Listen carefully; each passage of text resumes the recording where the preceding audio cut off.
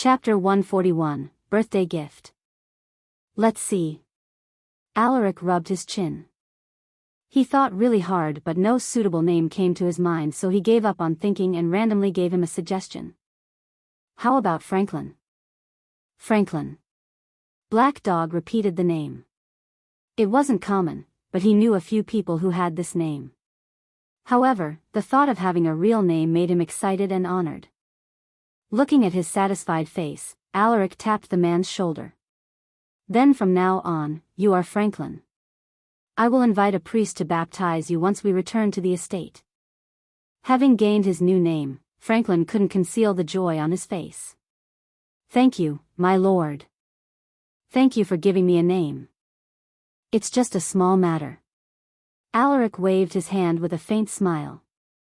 By the way, I heard from Ivana that you are looking for a job. Why don't you work for me? If you agree, you will become a knight of House Silversword and you will be compensated accordingly.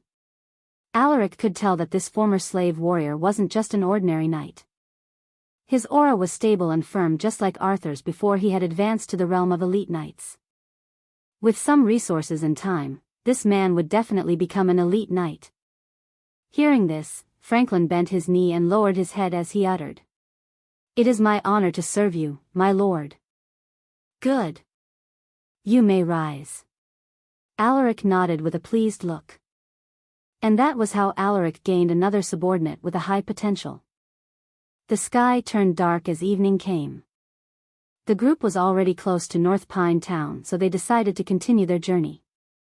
The sick, elderly, and children had already been sent to the town via carriage, so there was nothing to worry about. By the time they arrived at the entrance of North Pine Town, it was already past midnight. A group of volunteers were waiting at the gates of the town to help the residents of Alverton move to their temporary shelter. The construction of the new houses was still underway, and given the scale of the project, it might take a few weeks to more than a month before everything would be completed. While their new houses were still being constructed, the residents of Alverton had to stay at the temporary shelter made of simple tents. No one complained about this arrangement. In fact, everyone was grateful for House Silversword's help. The residents were especially grateful to Alaric and the warriors who had escorted them all the way here from Alverton. Upon their arrival, Alaric invited Ivana to the main mansion. Follow me. I have something for you. Alaric smiled at her. Ivana glanced at him curiously as she nodded her head. All right. Before following him inside, she gestured to Neo and the other elves not to worry. Although reluctant to leave her alone, the elves had no choice but to follow her commands. Your subordinates are obedient. Alaric joked in a teasing voice as soon as they entered the mansion. Ivana didn't say anything upon hearing this and just laughed lightly in response. A moment later, Alaric brought her to the room where the saber-fanged wolf cubs were staying. Do you remember these guys? Alaric glanced at the elf while inviting her inside the room. After noticing that no one else was in the room, Ivana removed her hood and gently tucked her hair behind her ears. Of course, I remember them. We found these little cubs inside a cave on that stormy night. She chuckled. Looking at her beautiful side profile, Alaric almost fell into a trance. I remember there were 6 of them. Why are there only 5 here? Ivana raised an eyebrow in surprise. About that. Do you remember Hershey from House Paxley? Alaric explained the situation to her. Ivana felt inexplicably envious when she heard this. She couldn't understand why she was feeling like this. While she was quietly staring at the wolf cubs, Alaric grabbed one of them and said, I wasn't able to prepare a gift for your birthday, so I decided to give you one of the wolf cubs. Ivana was surprised to hear this. You remember? She thought that he had already forgotten about it since she had only said it in passing. Alaric smiled. Of course. Why would I forget your birthday? He grabbed her hand, making her jolt at the sudden touch. Just as she was about to pull her hand, he handed her the wolf cub. Here. Happy birthday. I hope you will take care of this wolf cub. Ivana lowered her head and stared at the wolf cub in her arms. It was round and its white fur was looking vibrant and healthy. The cute little thing slowly closed its eyes and drifted into sleep. Why don't you give it a name? To tell you the truth, only one of them has a name. Alaric awkwardly stated. Ivana gently brushed the cub's fur as she replied. Then I will call it Ely. It was a simple name, but she looked happy, so Alaric didn't bother to offer the suggestions he had prepared. At this moment, the cyan screen suddenly appeared before him. _____. Mission complete. You received 100 stat points. _____. Alaric Silversword, Knight, EXP, 500/500, cannot receive more EXP before advancement. Potential, B. Traits, Horseback Riding, C. Swordsmanship, SSS, Close Combat, C. Archery, F. Hunting, E. Tracking, E. Sixth Sense, E. Monster Affinity, F. Mana Gathering, C. Strength, 100. Stamina, 50+. Agility, 100. Vitality, 32+. Endurance, 47+. Mana, 100.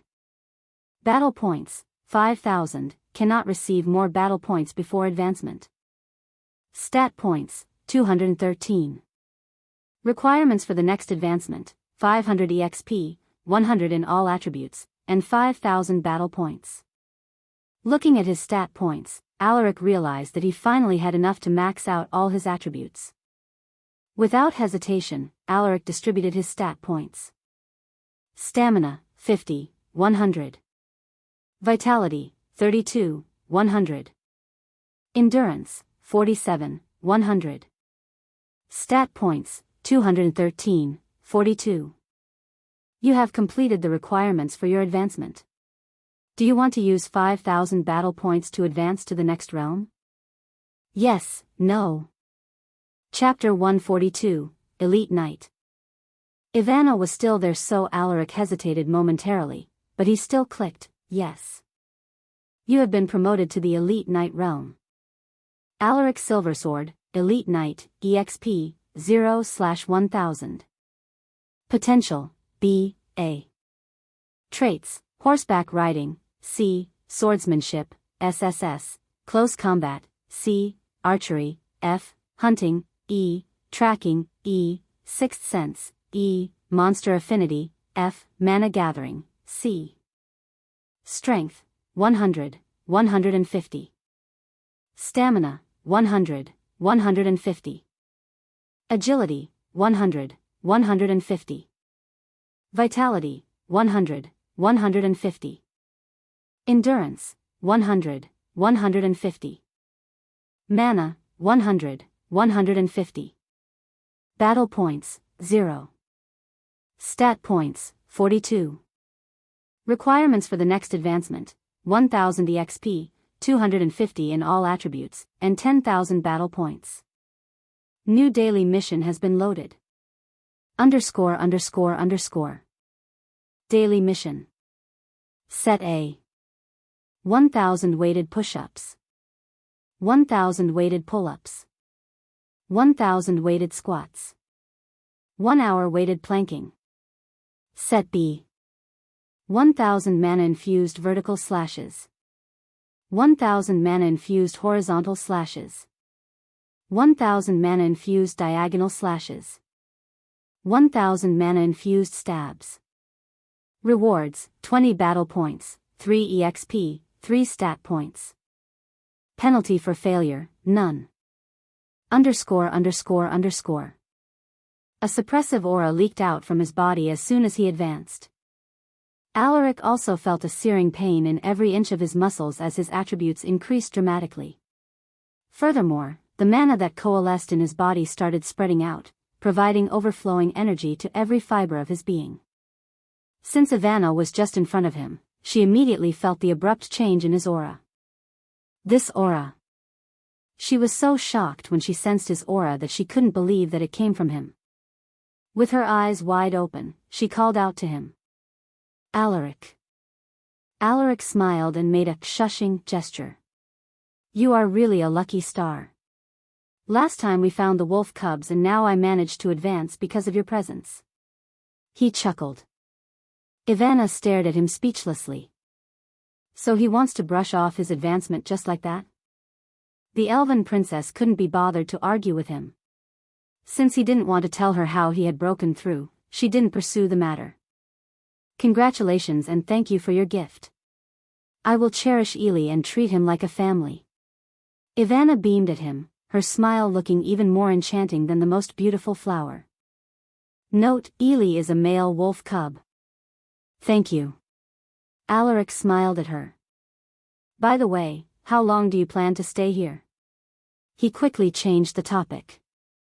Hearing this, Ivana thought for a moment before she replied while shaking her head. I'm not sure. Why don't you stay here for a while? Alaric suggested. He enjoyed being with her so he didn't want her to leave too soon. That. Ivana hesitated. She had already completed her goal here so they were supposed to return home, but looking at his expectant gaze, she couldn't bring herself to reject him. There's not much to do in the kingdom anyway. It should be fine if I stay here for a few days or so. Thinking about this, she responded. All right. We can stay here for a few more days. Great. I'll have someone clean up the guest mansion. You and your subordinates can stay there. The next morning, Alaric and Elena headed to the dining hall to eat breakfast with his parents. My lord, I was already asleep when you returned. Elena sighed as she revealed a look of regret. It's all right. Alaric gently smiled at her. The two chatted along the way and they only stopped when they were already outside the dining hall. Upon entering, Alaric greeted his parents before nodding at the old butler. Sit down you two. Maria beckoned to them as she pointed at the vacant seats. Meanwhile, Lucas raised his eyebrows when he sensed Alaric's aura. Elite Knight. Alaric didn't intentionally reveal his aura, but how could he hide it from a transcendent knight like Lucas? The moment he entered the room, the Baron immediately felt his presence. What made Lucas even more surprised was the intensity of his aura. He just advanced to the realm of elite knights, but his strength is already unfathomable. Lucas was stunned by his son's sudden spike in power. He sent the butler a deep look and instructed. Bastian, please send the servants out for a moment. Hearing this, the butler nodded. Yes, my lord. While Bastian was instructing the servants to step out of the dining hall, Elena pointed at herself as she whispered to Alaric. Should I leave too? Alaric shook his head. It's fine, Elena.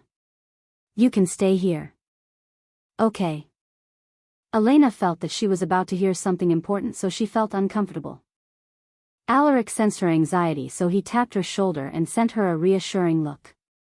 After all the servants left, Lucas stared at Alaric and uttered in a serious voice. When did you become an elite knight? Hearing this, both Maria and Elena were dumbstruck. They couldn't help but stare at Alaric in disbelief and waited for him to confirm the truth. Sensing everyone's gazes on him, Alaric remained calm. He knew that his father would notice his aura so there was no use in hiding it. I advanced last night. Lucas narrowed his eyes, but he soon relaxed his gaze after a few seconds. Good job. The Baron praised him with a faint smile. Thank you, my lord. Alaric chuckled. Alaric, is it really true? Maria still couldn't believe it. Alaric turned his head and nodded at his mother. Yes, Mom. Your son is now an elite knight. Maria gasped in shock. Elena also covered her mouth with her hands. This is a great achievement, but you must not disclose it to the public, Lucas warned him in a stern voice. I understand. Alaric nodded. He understood his father's implications. The whole empire would be turned upside down if news about his advancement would spread. It was even possible to attract jealousy and there was a high chance that Alaric would be targeted by someone. Oh, right. There's one more thing, my lord. Alaric thought about Galanor's breakthrough. What is it? Lucas raised an eyebrow while staring at him with an inquisitive look. Galliner has become a transcendent knight. Chapter 143, Orc Subjugation Mission. What? Lucas couldn't remain calm anymore. There were only a few transcendent knights in the entire empire, and all of them were famous warriors whose names were etched in the Estanian dragon leaderboard. Wherever they go, people would flock to see them. That was how special they were. Who else knows this? Lucas asked in a low voice. I haven't told anyone about this, and I also told Galliner to keep quiet, Alaric replied. Lucas leaned on his seat and said, You made a good decision. If that is true, then we can make use of that to our advantage. Maria suddenly spoke, her eyes gleaming with wisdom. Go on. Lucas gestured for her to continue. Maria nodded and adjusted her posture before she said. The Crown Prince and the Second Prince both have powerful forces, so if we want to establish a third force, it's necessary to have sufficient strength to contend with their forces. That will make other undecided noble households positively consider joining our side. Lucas frowned upon hearing this.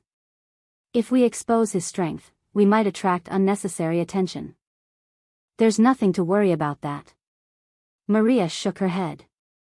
With 2 transcendent knights on our side, people won't take us lightly, and as long as they aren't idiots, they won't dare to attack us.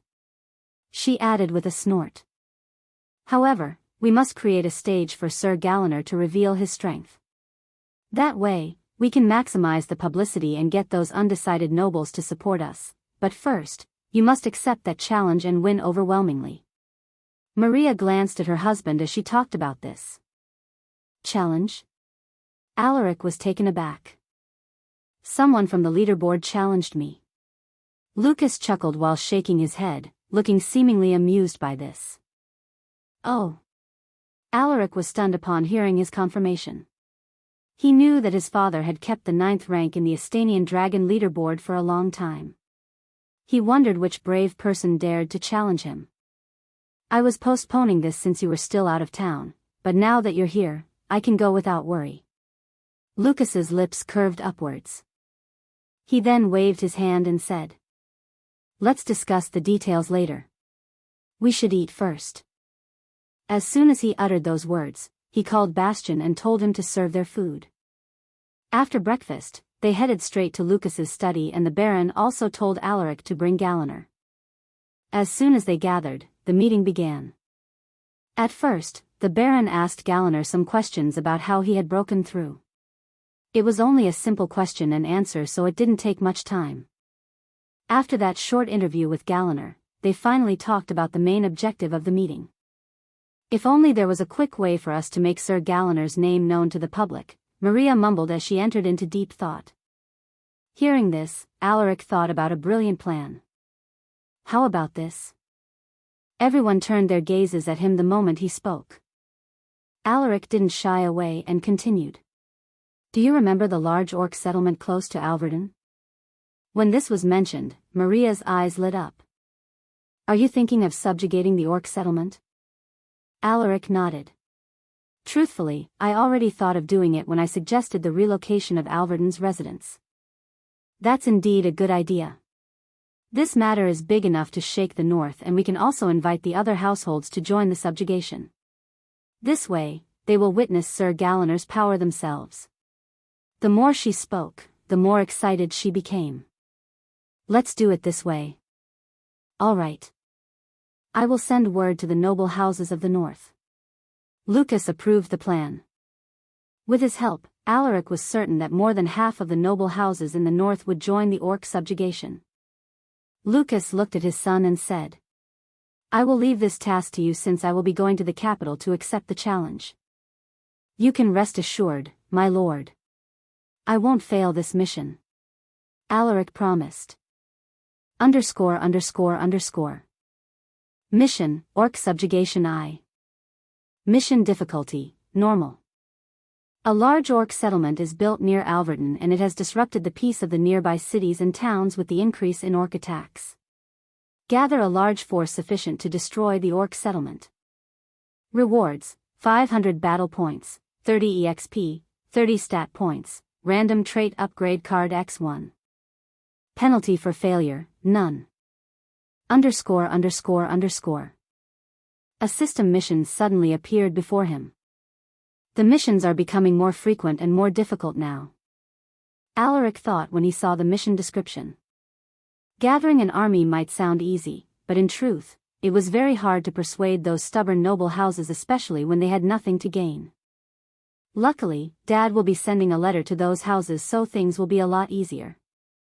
When the meeting concluded, it was almost lunchtime.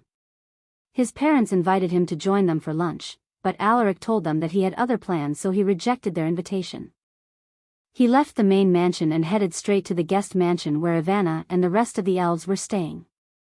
By the time he arrived, he saw that the elves were preparing a big meal for Ivana's birthday.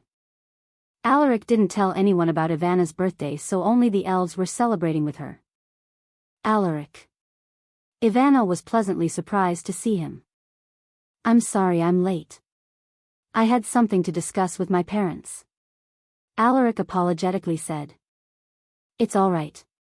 Come in. The food is ready. Ivana invited him to the dining hall. All right. I'm curious to try elven dishes. Alaric nodded and followed her inside. Believe me, it's not much different than human dishes. We just eat a variety of fruits and we also add more vegetables in our dishes. Ivana eagerly explained as she led him to the table. There was no one else inside the hall other than the elves, but they still hadn't removed their robes. It's all right, everyone. You can trust Alaric. Ivana convinced them. The elves hesitated, but they chose to trust their princess. Chapter 144, New Daily Mission. After having lunch with the elves, Alaric headed straight to the training grounds to begin his new daily mission. Underscore underscore underscore. Daily mission. Set A. 1,000 weighted push-ups. 1,000 weighted pull-ups. 1,000 weighted squats. 1 hour weighted planking. Set B. 1,000 mana-infused vertical slashes. 1,000 mana-infused horizontal slashes. 1,000 mana-infused diagonal slashes. 1,000 mana-infused stabs. Rewards, 20 battle points, 3 EXP, 3 stat points. Penalty for failure, none. Underscore underscore underscore. Note, if you noticed, I changed the rewards for the new daily mission because my math wasn't matching when I wrote the previous one. I apologize for the confusion. This was the new daily mission. It offered higher rewards and there wasn't even a penalty anymore.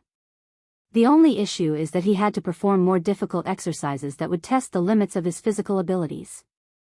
For the weighted exercises, Alaric had to lift a huge rock weighing over 1,000 kilograms while doing the exercises. For an elite knight like him, lifting a rock over 1,000 kilograms wasn't difficult. He wasn't a normal human anymore since his physical body was enhanced by mana, improving every part of him. First, he watched the tutorial on how to perform the weighted push-ups. So nothing changed except for the added weight. After watching the tutorial shown by the cyan screen, Alaric asked a few warriors to help him tie the huge rock on his back. My lord, what are you doing this training for? One curious warrior asked him. Alaric's exercises weren't new to them and they were already used to it, but it seemed like he was planning something different this time. I just want to test my limits. Only through hardships can we overcome our limitations. Alaric gave a simple response, but his words rang like thunder in everyone's ears. Alaric didn't waste any time after the rock was tied to his back. He started doing his push-ups. Everyone watched him with awe and excitement. Alaric didn't find it that hard in the first few hundred repetitions, but when he went past 500 repetitions, he could feel his muscles starting to heat up. Now this is fun. Alaric grinned. Beads of sweat trickled down his body as he performed more repetitions. 1,000 weighted push-ups ballot box with check. Come and help me get this rock off of me. He called out to the warriors. Hearing his voice, the warriors rushed to his side and carefully removed the huge stone. Bang! Damn! This thing is heavy. Someone exclaimed. How many repetitions did Lord Alaric perform with this huge rock on his back? 1,000. Holy shit. While they were eagerly discussing, Alaric searched for a good spot to perform the weighted pull-ups. This spot should be good.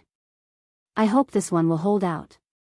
Alaric mumbled as he looked at the gates of the training grounds that sported two large pillars carrying an arched stone that connected the two. He rested for a full minute before he jumped and grabbed the arched stone. Come and help me tie that rock on my shoulders, he instructed the warriors. The warriors were stunned, but they quickly did as he instructed. 5 men had to lift the heavy rock and another 2 tied it with thick ropes to his shoulders. At this moment, Warwick and more warriors just came to the training grounds when they saw this scene. Feeling confused, Warwick beckoned to a warrior and asked, "What's going on here?" The warrior smiled bitterly and replied, "Sir, it seems like Lord Alaric is increasing the intensity of his training. Just a while ago, he performed 1,000 push-ups with that huge rock on his back." What? Warwick was dumbfounded. Even he had never trained that hard before. Ha ha ha. It's no surprise that Lord Alaric is growing too fast with this kind of training. Maybe I should follow his example. Henry, who was standing next to him, laughed heartily. Meanwhile, Alaric had already started performing the weighted pull-ups. He had just performed 1,000 push-ups, so the fatigue was starting to accumulate. Everyone watched him while excitedly guessing how many repetitions he could make. 100. 200. 300. They silently counted in their minds. When Alaric reached his 800th repetition, his movement started to slow down. Everyone could see that he was tired, but Alaric didn't give up and pushed through 1,000 repetitions with sheer willpower. As soon as he completed the exercise, he imbued mana into his hand and made a swiping move to cut the ropes that tied the rock to his shoulders. 1,000 weighted pull-ups, ballot box with check. Bang! The ground trembled as the heavy stone fell. Alaric jumped down and rested for a few minutes. Damn it. This is a lot harder than I thought. I'm not even halfway done, but I'm already this tired. Alaric complained inwardly. After his rest, he performed the next 2 exercises for over an hour. 1,000 weighted squats, ballot box with check. 1 hour weighted planking, ballot box with check.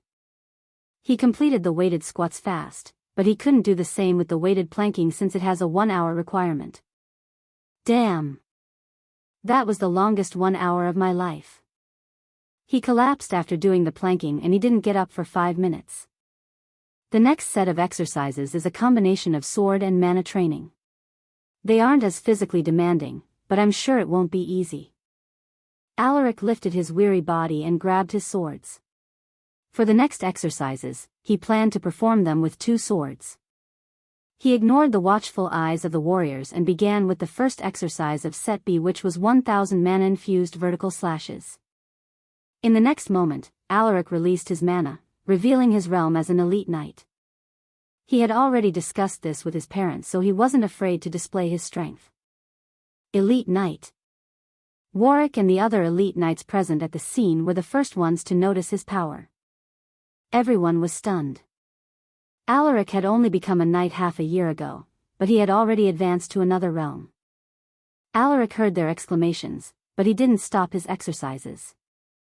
1,000 mana-infused vertical slashes, ballot box with check. 1,000 mana-infused horizontal slashes, ballot box with check. 1,000 mana-infused diagonal slashes, ballot box with check. 1,000 mana-infused stabs, ballot box with check. Daily mission complete. You received 20 battle points. You received 3 EXP. You received 3 stat points. Chapter 145, Giving the Half-Used Beast Soul Crystal to Warwick. Due to the effects of your trait, Mana Gathering, you received 1 mana. So that's how it works. He was pleasantly surprised. He had almost forgotten about this trait since he hadn't found out its effect. Now, he finally understood how it worked. So I can activate the trait by simply doing mana training, but the requirement is quite strict. I only gained 1 mana by doing all those mana-infused sword exercises. Alaric lamented as he opened his profile. Alaric Silversword, Elite Knight, EXP, 0, 3/1000. Potential, A. Traits, Horseback Riding, C, Swordsmanship, SSS, Close Combat, C, Archery, F, Hunting, E, Tracking, E, Sixth Sense, E, Monster Affinity, F, Mana Gathering, C. Strength, 150. Stamina, 150. Agility, 150. Vitality, 150. Endurance, 150. Mana, 150, 151. Battle points, 0, 20. Stat points, 42, 45. Requirements for the next advancement, 1000 EXP, 250 in all attributes, and 10,000 battle points. Alaric was exhausted, but he was happy that his efforts were rewarded. The rewards of the new daily mission are great, but it requires too much time. Just today alone, I spent several hours doing everything. Good thing there's no penalty for not completing the new daily mission. Otherwise, I will be done for if I'm in a situation where I can't do the exercises. Alaric thought. At this moment, Warwick and the others finally approached him. My lord. They greeted him with even more respect now that he had become an elite knight. Before this, their respect stemmed from the fact that he was the heir of House Silversword and his incredible talent for swordsmanship, but it was different now that he had become an elite knight. He was already standing on the same level as them. Alaric got up and returned their greeting. My lord, since when did you become an elite knight? Warwick asked while staring at him with a serious face. Just yesterday. Alaric shrugged without bothering to explain. Seeing that he had no intention to disclose the details, he no longer pressed the matter. I see. Congratulations on your advancement, my lord. Congratulations, my lord. Everyone showered him with congratulatory words. Alaric responded to them one by one. By the way, Sir Warwick, I have something for you. Please follow me to my study. Alaric turned his head toward Warwick. The latter raised an eyebrow, feeling curious about his invitation, but he still nodded in response. Yes, my lord. Also, please inform the workers to repair that. Tell them to make it more durable. Alaric pointed at the arched stone that he used in his pull-ups. There was noticeable damage to the architecture because of the unexpected weight that it had to carry. Everyone smiled wryly upon hearing this. Yes, my lord. After giving a few more instructions, Alaric nodded to Warwick and left the training grounds. Warwick quietly followed him. Just as they were about to enter the main mansion, they saw Roland with 2 of his subordinates walking toward them. My lord. Roland cupped his fists. Suddenly, Roland widened his eyes. Elite Knight. Alaric seemed to have sensed his shock and sent him a smile. What's up, Sir Roland? He asked. Roland cleared his throat while gathering his thoughts. We have overstayed here, so I'm here to bid you farewell. Although it's rather unfortunate that you won't be joining our side. He expressed his regret with a long sigh. It is indeed unfortunate, but I hope that this won't affect our friendship. Alaric shook his head, also feeling regretful. Of course not. Roland shook his head and smiled. That's good. Alaric's face suddenly turned serious as he said. I hope that you will properly convey our concerns to His Highness. We don't want the Empire to fall into ruin, so we are making this choice. Roland understood his worries. This was also one of his concerns once the 2 princes would clash. He was certain that their battle would cause great damage to Estania. I understand. I will convey your message to His Highness. You can rest assured, my lord. He promised. The 2 exchanged a few more words before Roland left with his subordinates. Looking at his departing figure, Alaric smiled. We will meet again soon, my friend. I'm sure we will. He is a respectable warrior, Warwick commented. Amen. Alaric hummed in agreement. When they could no longer see Roland's group, Alaric turned around and uttered, "Let's go." Warwick nodded and followed him inside the main mansion. Alaric brought Warwick to his study and took the beast soul crystal of the Orc Lord that was hidden in his desk's drawer. Galliner had only used less than half of the energy it contained, so there's still plenty of energy left. You have done well in performing your duties. You deserve this reward. I hope that you will advance with the help of this beast soul crystal. Alaric handed him the crystal. My lord, this is... Warwick was flabbergasted. He could tell that it was the beast soul crystal of the Orc Lord. Although some of its energy was gone, it still contained enough energy to facilitate his advancement. Please take it, Sir Warwick. Warwick no longer hesitated after seeing his insistence. Thank you, my lord. I won't fail your expectations. He had been an elite knight for a long time, but he hadn't found a chance to break through because of the lack of natural resources and mana. However, with this beast soul crystal, not to mention a week, he would probably advance in just a few days.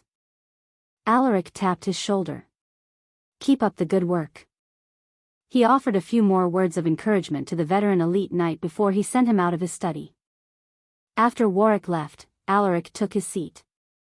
Once Sir Warwick becomes a transcendent knight, House Silversword will have 3 transcendents. There's Sir William too. If only I could convince him to officially join us. Maybe there will be a chance once we gather the surrounding forces for the Orc subjugation plan. As he thought of this, his lips curved upwards. Chapter 146, Mount Tedra, the Land of Protectors. 2 weeks passed by after that.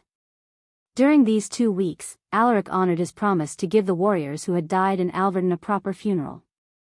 House Silversword also invited a cleric from the church to officiate the ceremony. This gesture tugged the hearts of the warriors and the families of those who had fallen. Usually, the fallen warriors would only be buried together and there would be no ceremony whatsoever, so everyone was moved by Alaric's decision to hold the funeral. The residents of North Pine Town and the former residents of Alverden attended the event to bid farewell to the heroes who were killed to protect their lives and also to express their gratitude for their selfless sacrifices. The funeral lasted an entire week and the heroes were buried on top of the mountain beside the estate. The mountain was formerly called Mount Canla, but Alaric took it upon himself to rename it Mount Tedra, which means, Land of Protectors when translated into common language. It was Ivana who suggested this name and she even attended the funeral, but something came up halfway through the ceremony which forced her to leave North Pine Town. Alaric asked what happened, but the elven princess refused to tell him and decisively left after bidding him farewell. After the fallen warriors were buried, Alaric sent his subordinates to inform the families of the dead that they would receive monthly compensation and other benefits to ensure their livelihood. On the 3rd day of March in the year 209 of the Estanian calendar, Alaric was heading to Ridunia to meet the leaders of the noble households in the north. When these arrogant leaders received the letter sent by Lucas Silversword, almost 80% of them agreed to join the Orc subjugation. The leaders unanimously agreed to hold a gathering in Ridunia, which was situated at the very center of the north. At this moment, Alaric was checking his character profile on the cyan screen. Alaric Silversword, Elite Knight, EXP, 3, 51/1000. Potential, A. Traits, Horseback Riding, C, Swordsmanship, SSS, Close Combat, C, Archery, F, Hunting, E, Tracking, E, Sixth Sense, E, Monster Affinity, F, Mana Gathering, C. Strength, 150. Stamina, 150. Agility, 150. Vitality, 150. Endurance, 150. Mana, 151, 167. Battle points, 20, 340. Stat points, 45, 93. Requirements for the next advancement, 1000 EXP, 250 in all attributes, and 10,000 battle points. He hadn't neglected his daily missions despite the busy schedule he had the past 2 weeks. Although he wouldn't be penalized for not completing his daily mission, Alaric didn't skip even a single day. The requirements this time are high, but if I strictly complete the daily missions, I should be able to fulfill everything in 3 years. He didn't dare be complacent since the future he knew was becoming more and more uncertain. On the morning of March 4th, Alaric's entourage finally arrived at the town. At the entrance of Redunia, they were received by Dylan Heinrich, the heir of the Heinrich household. He escorted them to their family's estate and showed deferential treatment to Alaric throughout the trip. Dylan openly expressed his admiration toward the latter, and he was only short on saying, "I'm willing to follow you." At this enthusiastic young knight, Alaric couldn't help but feel emotional. In his past life, their statuses were vastly different and he could only admire Dylan's splendor from afar. "Lord Dylan, has everyone arrived?" Alaric suddenly asked, his face turning serious. The smile on Dylan's face faded when he mentioned this, and he responded with a stern voice. "Including Lord Alaric's group and our household, only 9 groups have arrived." Hearing this, Alaric frowned. 14 households promised to join the orc subjugation, and it was already close to their agreed meeting time. "Any news from them?" Alaric inquired, his voice turning cold. Dylan cleared his throat and replied. "House Ermac sent us a letter yesterday saying that they would be delayed. House Saran also informed us that they will arrive tomorrow. As for the remaining households..." He paused and observed Alaric's expression before he continued. "They didn't send any letter." Alaric's face darkened. "Send more messengers to those families and tell them to hurry. If they don't come before the agreed time, House Silversword will stop all our cooperation with them." In the past few months, House Silversword expanded their iron ore mining business at his insistence, which turned them into the largest iron ore supplier in the north. They had even extended business dealings with many noble households.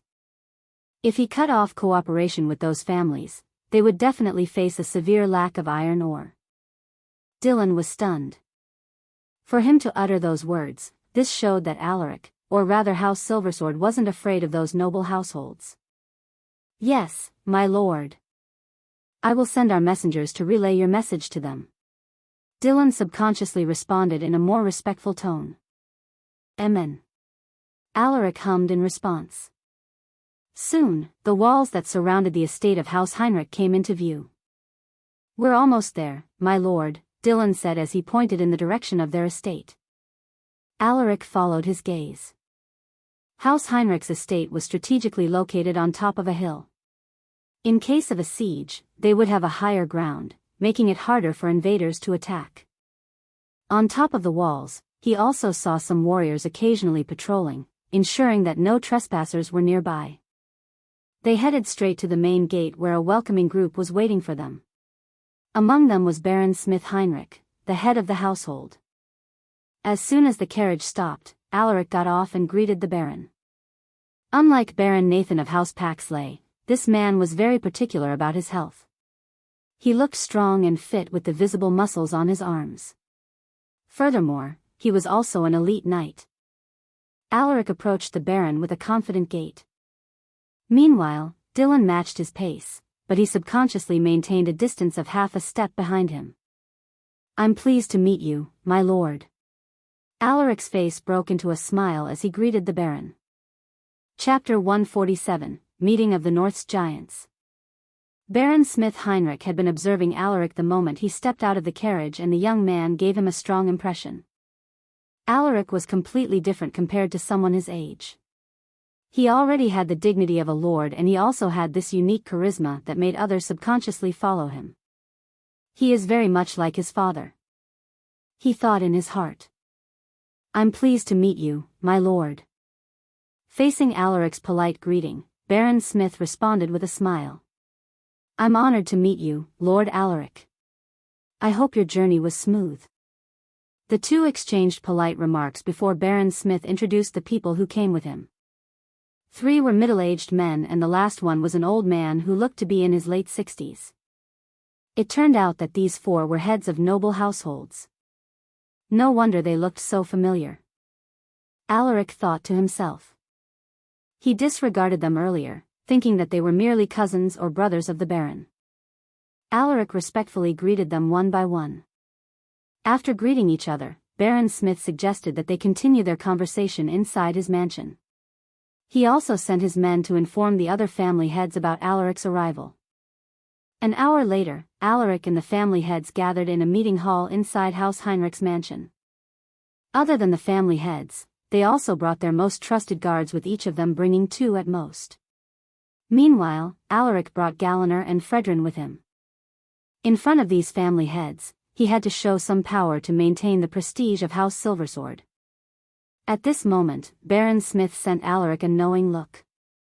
Sensing his gaze, Alaric cleared his throat before he opened his mouth. Everyone. His voice was calm and unhurried, but the moment he spoke, everyone shut their mouths and turned their gazes toward him. First, I would like to thank you all for coming all the way here. Alaric started with some opening remarks, expressing his gratitude to the ones who attended. He then took a short pause before he headed to the main topic.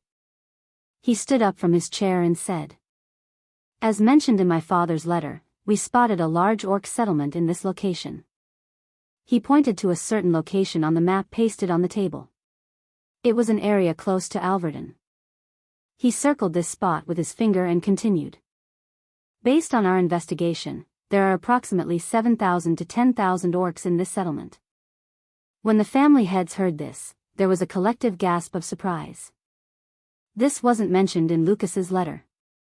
They all thought that there were only 1,000 orcs at most, so they were stunned when he revealed this information.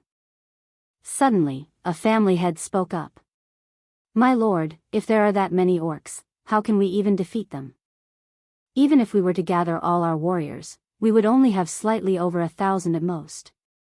To defeat an orc settlement of that size, we need at least 5,000 warriors." Some family heads nodded in agreement. None of them wanted to fight a losing battle, especially one without much to gain. Alaric glanced at the man who had spoken. He was the oldest man in the room, and his territory was also the largest since he controlled a big part of Vale. His name was Argus.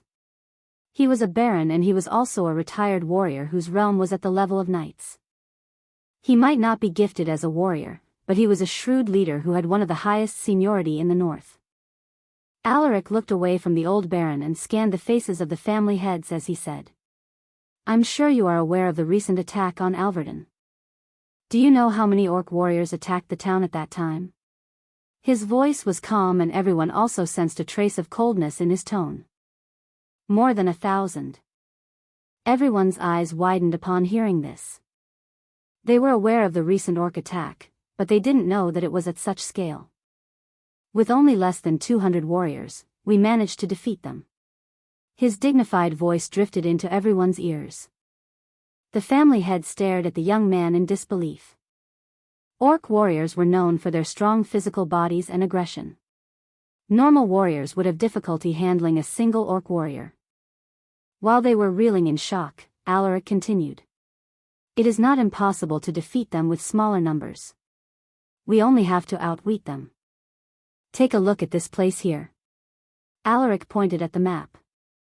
The orc settlement is located in a large cave within this mountain.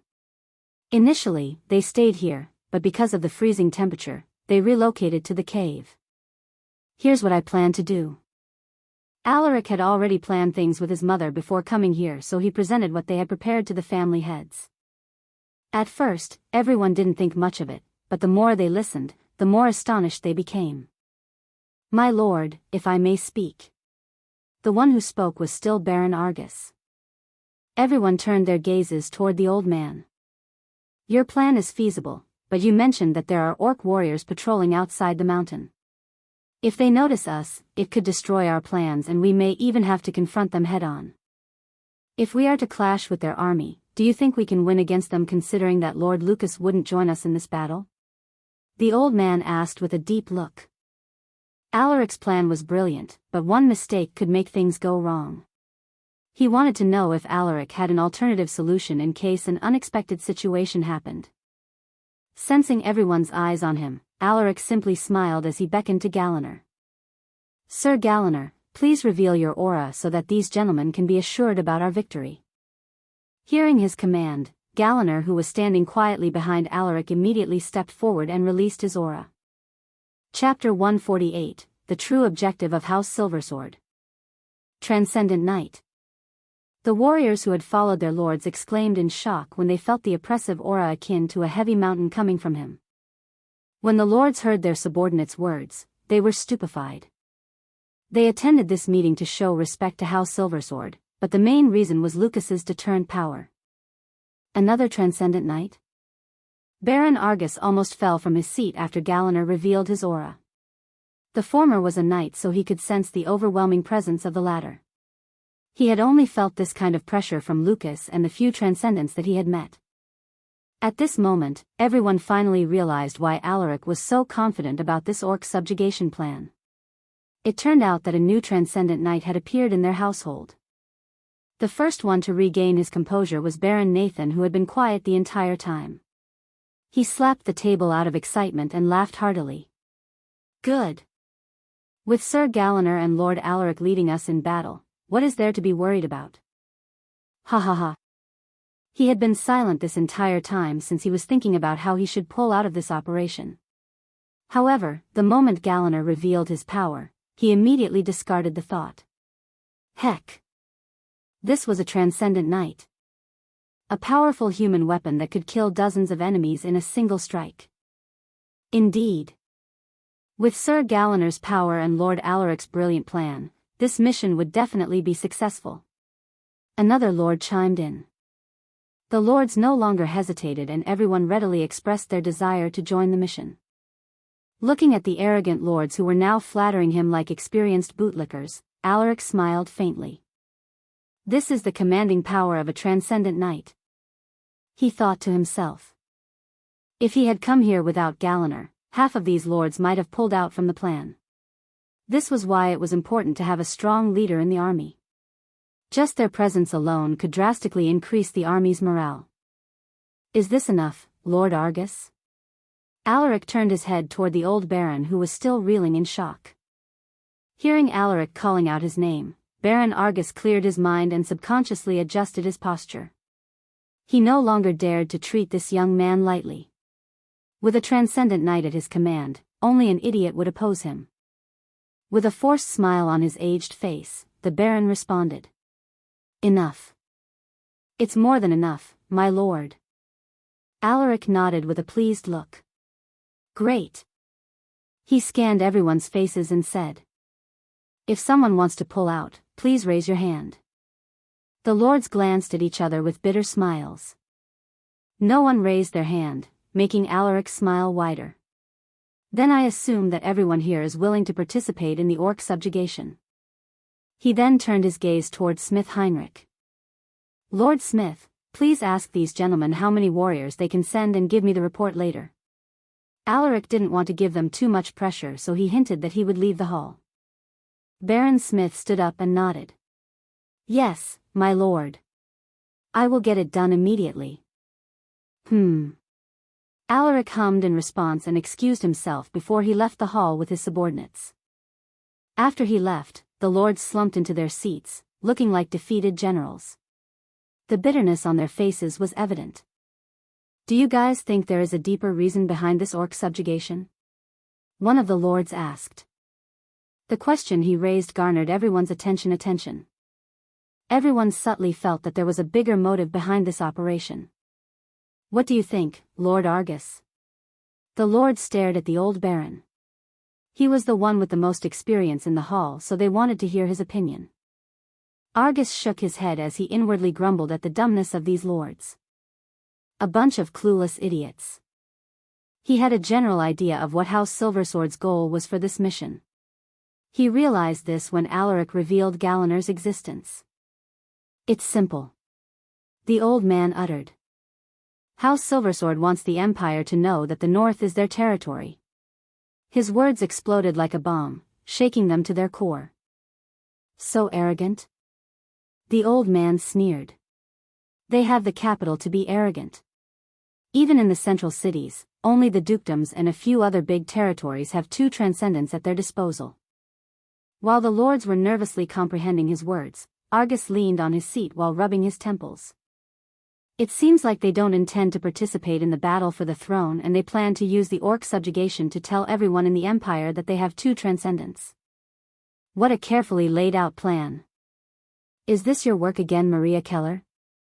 Maria's role in House Silversword was already known by everyone. She was the brain of the household, and almost all the big decisions of the family were planned out by her. Argus was faced with a conundrum. On one side, the second prince who had extended an invitation to him, asking for his support. On the other hand, there was House Silversword, a tiger that had finally bared its fangs. He thought hard, but he couldn't come up with a decision. In the end, he gave up on thinking and let out a long, exhausted sigh. At this moment, Baron Smith clapped his hands to gather their attention. Let's continue this conversation at another time, my lords. For now, please cooperate with me and tell me how many warriors you can bring for the orc subjugation. It would help a lot if you specify the levels of the warriors. He didn't dare neglect Alaric's instructions. I'll go first. Baron Nathan eagerly volunteered. Smith Heinrich nodded to him and said, Go ahead, Lord Nathan.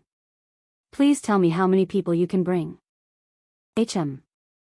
We don't have a lot of warriors right now, so I can only bring 50 warriors with me.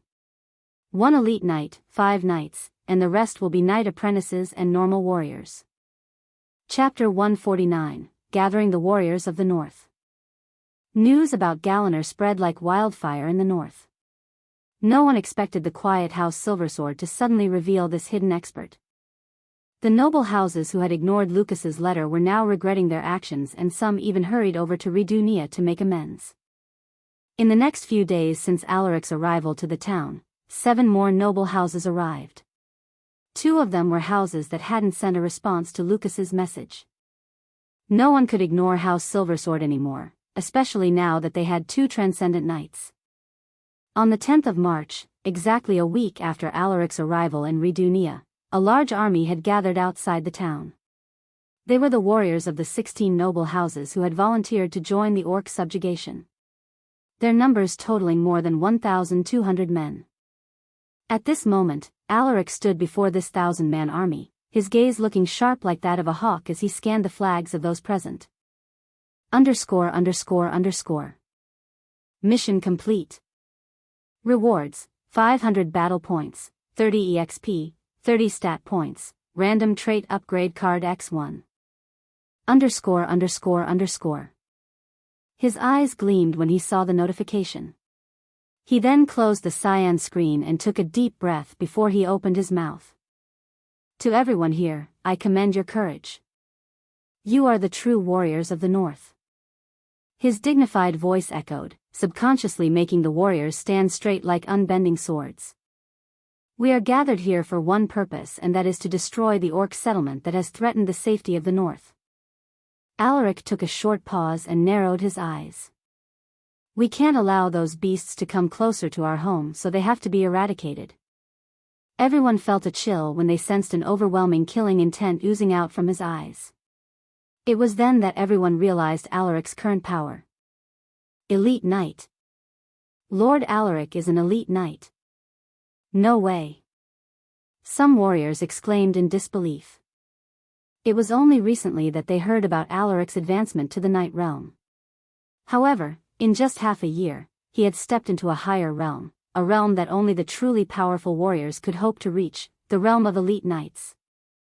Meanwhile, the lords were similarly stunned. The speed of his advancement made them terrified. Some of them even felt that they were witnessing the rise of a dragon that the continent had never seen. Those who held a trace of dissatisfaction after being forced to participate in this mission were now happy about their decision. Alaric jumped onto his horse and shouted, "Prepare to depart." "Yes, Lord Alaric." The warriors responded in unison. Soon, under the leadership of Alaric Silversword, the army of over 1,200 men departed Redunia. The battle hadn't even begun, but their morale was sky high. 2 days later, a few kilometers away from Alverden, the army had temporarily set up camp. In the middle of the camp, a large tent could be seen. A pole was erected beside the tent with the flag of House Silversword hanging on top, fluttering amidst the strong winds. At this moment, inside the tent, the lords had gathered for a meeting when a scout came to give his report. "My lord, as you had suspected, Alverden is now occupied by the orcs." The scout reported to Alaric in a grim voice. Hearing this, Alaric wasn't surprised. He had already anticipated this. "What about the residents who had remained in the town?" he asked in a low voice. When the majority of the residents had relocated to North Pine Town, some people still chose to stay in Alverden. The scout's face darkened as replied. "They are being slaughtered by those beasts as we speak." His words weren't loud, but those who were present heard him clearly. "How dare those filthy creatures kill the citizens of Estania? My lord, please give me 200 men. I promise that I will destroy those beasts," one of the lords uttered with rage. Some of the lords frowned upon hearing his righteous words. They knew that he was only trying to get some brownie points from Alaric. Alaric raised his hand, indicating to the lord to keep quiet. He then beckoned to the scout and asked, "How many orc warriors are inside the town?" "We haven't done a detailed check, but based on our estimates, there should be around 500 orc warriors in the town and they are led by 4 orc generals," the scout replied. Alaric nodded and turned his gaze at the lord who had volunteered earlier. "Lord Ermac, you heard him. There are 500 orc warriors in the town. If I give you 200 soldiers, do you have the confidence to kill every last one of them?" Everyone stared at Lord Ermac with cold smirks on their faces. Lord Ermac was tongue-tied, but when faced with everyone's mocking gazes, he had no choice. "Yes, my lord. Just leave it to me." He puffed his chest to appear as confident as he could, but everyone could see through his bluff.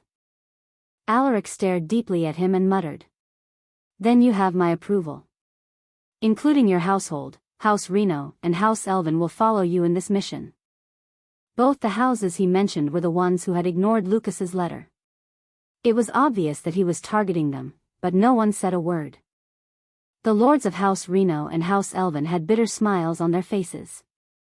"Don't worry, I will send a team of my warriors to follow you." Alaric didn't plan to send them to their deaths. He only wanted to give them a small punishment for their actions. A team? What can a team do against 500 orc warriors? The 3 lords complained in their hearts.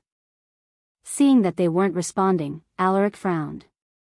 "What are you waiting for?" Terrified, the 3 lords immediately rose to their feet. "Yes, my lord. We will prepare immediately." The 3 quickly left the tent and went to gather their soldiers. Alaric didn't linger either.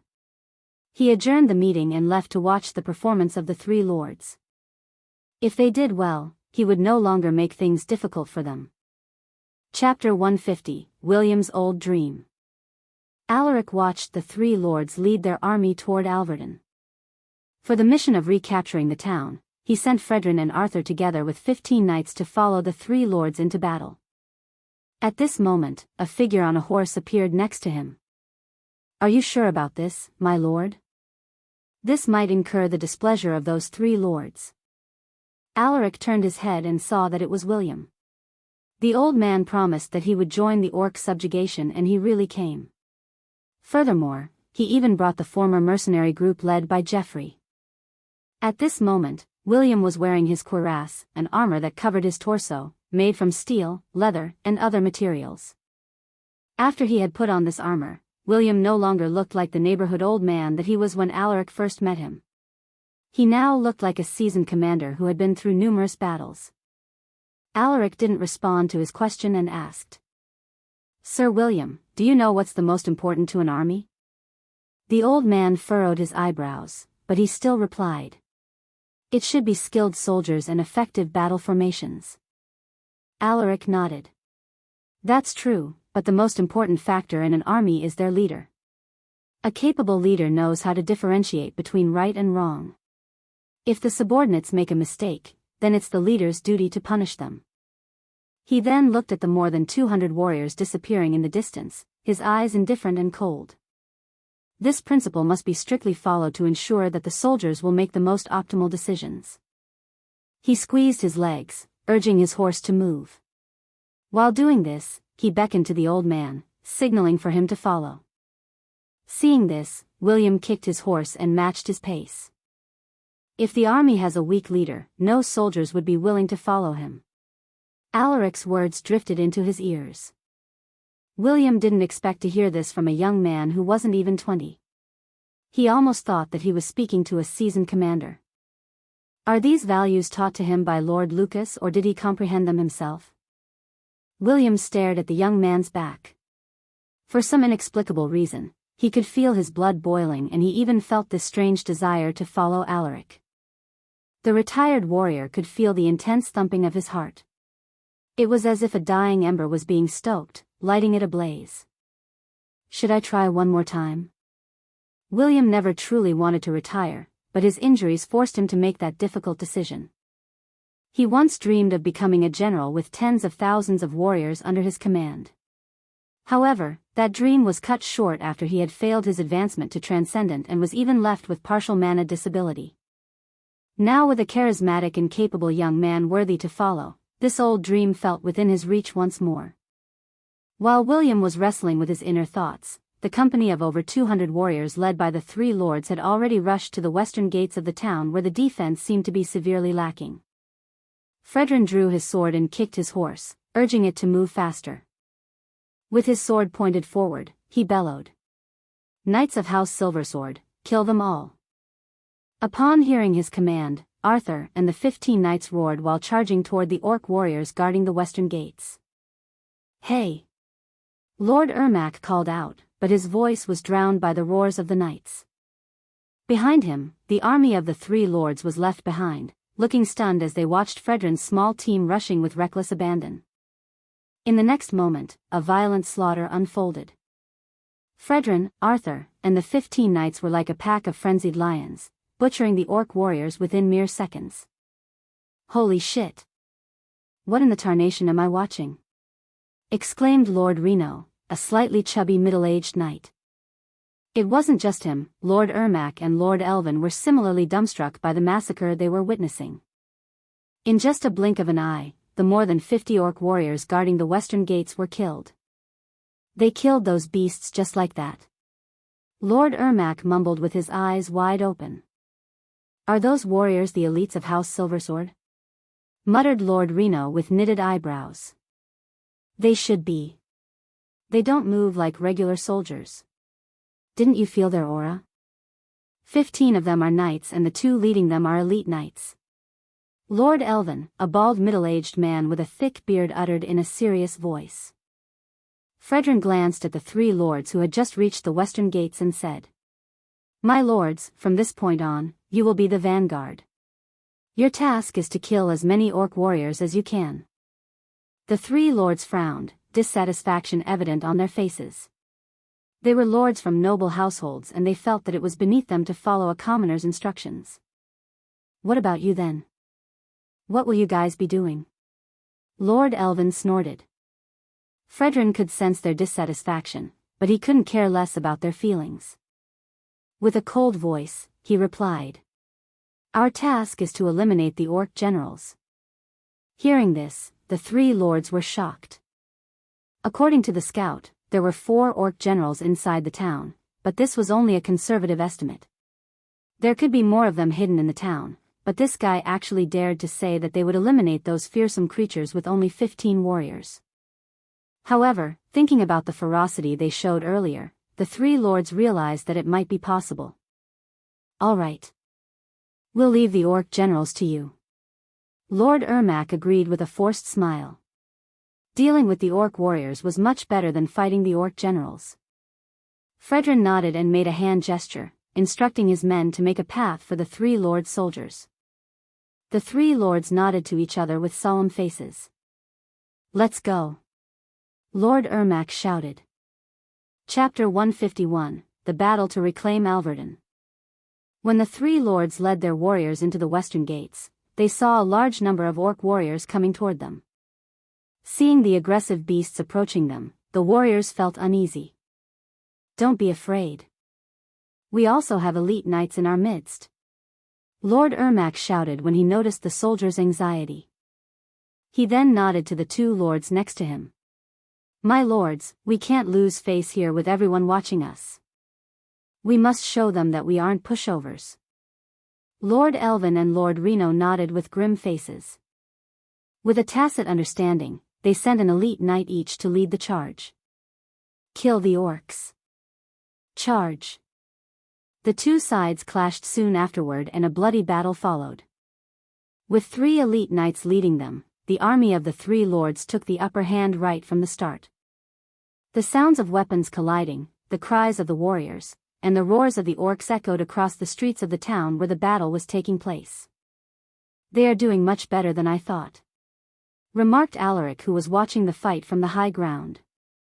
William nodded in agreement with his words. They are after all warriors of the north, he said with a faint smile. The northern part of Estania faced the enchanted woodlands, which was the home of countless ferocious beasts and many enemy species. Other than this dangerous forest, there was also the barren land called Snake Valley, where scattered tribes of barbarians had built their homes. Because of these factors, the north always experienced attacks. This made the warriors of the northern houses more experienced in battle. The 3 lords didn't embarrass themselves. Under their leadership, they destroyed the hundreds of orc warriors, leaving the streets near the western gates of the town drenched in blood. Lord Ermac, who was covered in blood, turned his head, looking for Fredrin's team in the crowd. After seeing them, he let out a triumphant smile. Sensing his gaze, Fredrin nodded, expressing his acknowledgement of their victory. You have done well, my lords. His team also participated in the battle, but they didn't actively fight.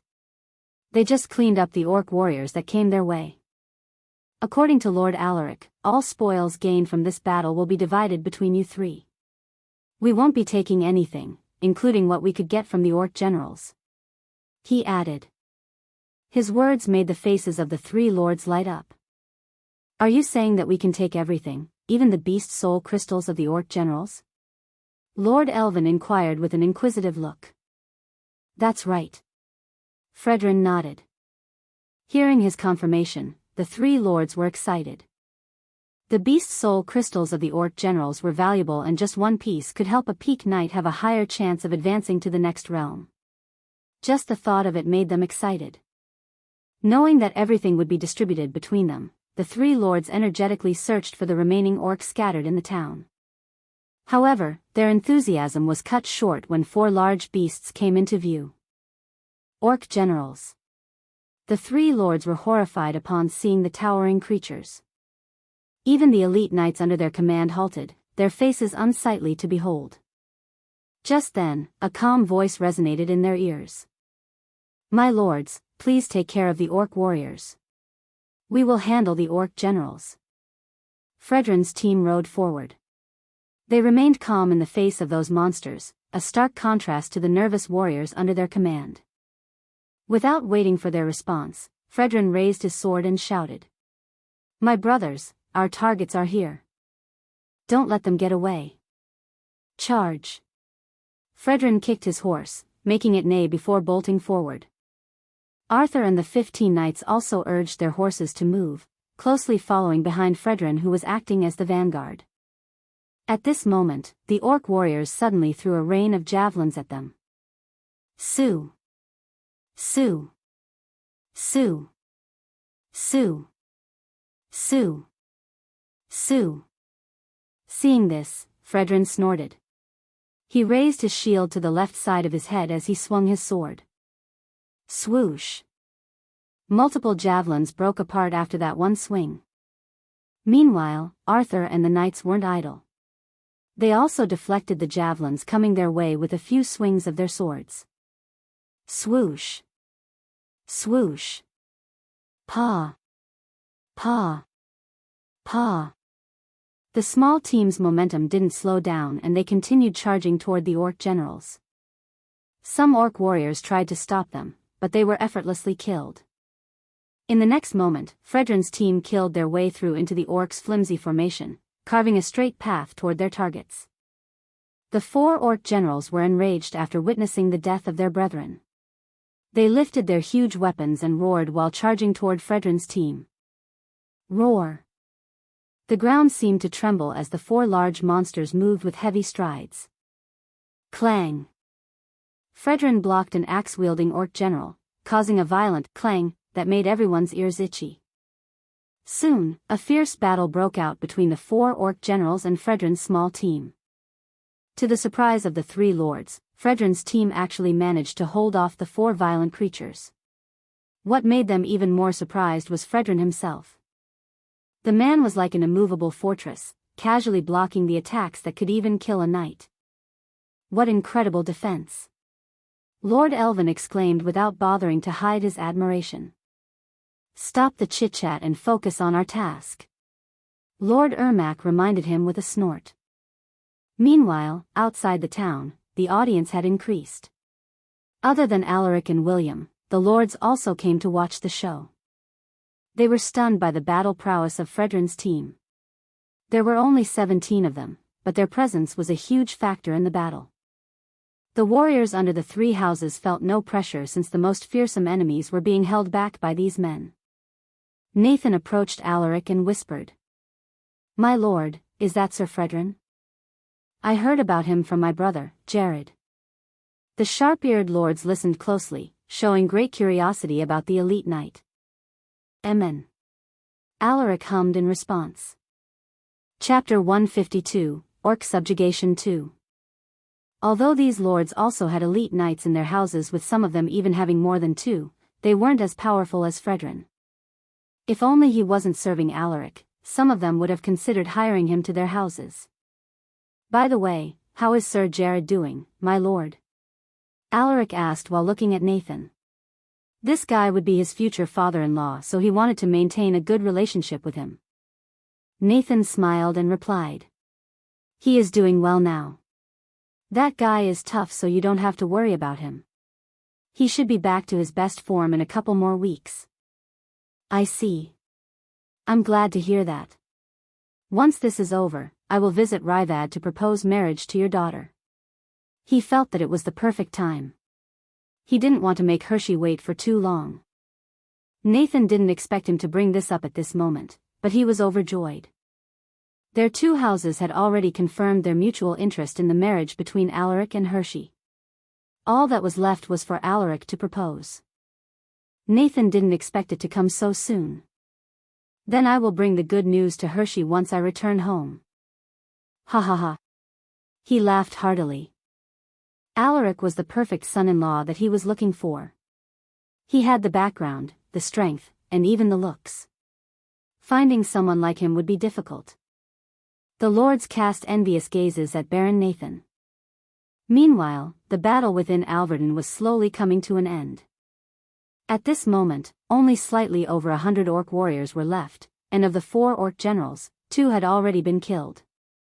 "Let's wrap up this battle," Fredrin shouted as he jumped off his horse. He then led his team to charge toward the 2 exhausted orc generals. The orc generals' movements had noticeably slowed down after having their stamina almost depleted, but despite the significant reduction in their speed, their power was still strong enough to create a large hole in the ground.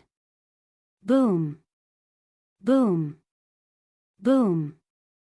They weren't able to hit the nimble warriors led by Fredrin, but they caused massive destruction to the streets of the town.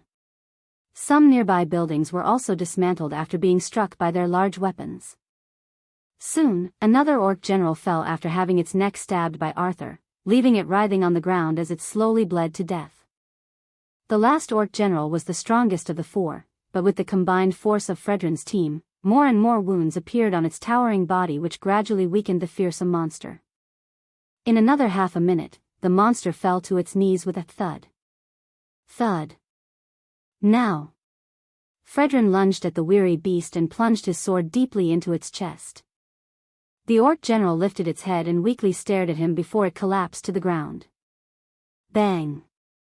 The ground trembled as the huge beast fell. Fredrin pulled out his sword and looked at the situation.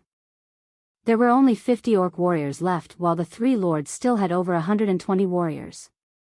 Seeing that they had already killed the orc generals, the warriors were invigorated and their morale soared. It only took them less than 15 minutes to kill the remaining orc warriors. We won. Victory. Everyone raised their weapons while triumphantly cheering. The battle went a lot easier than they had imagined, and they knew that it was largely because of Fredrin's 17-man team.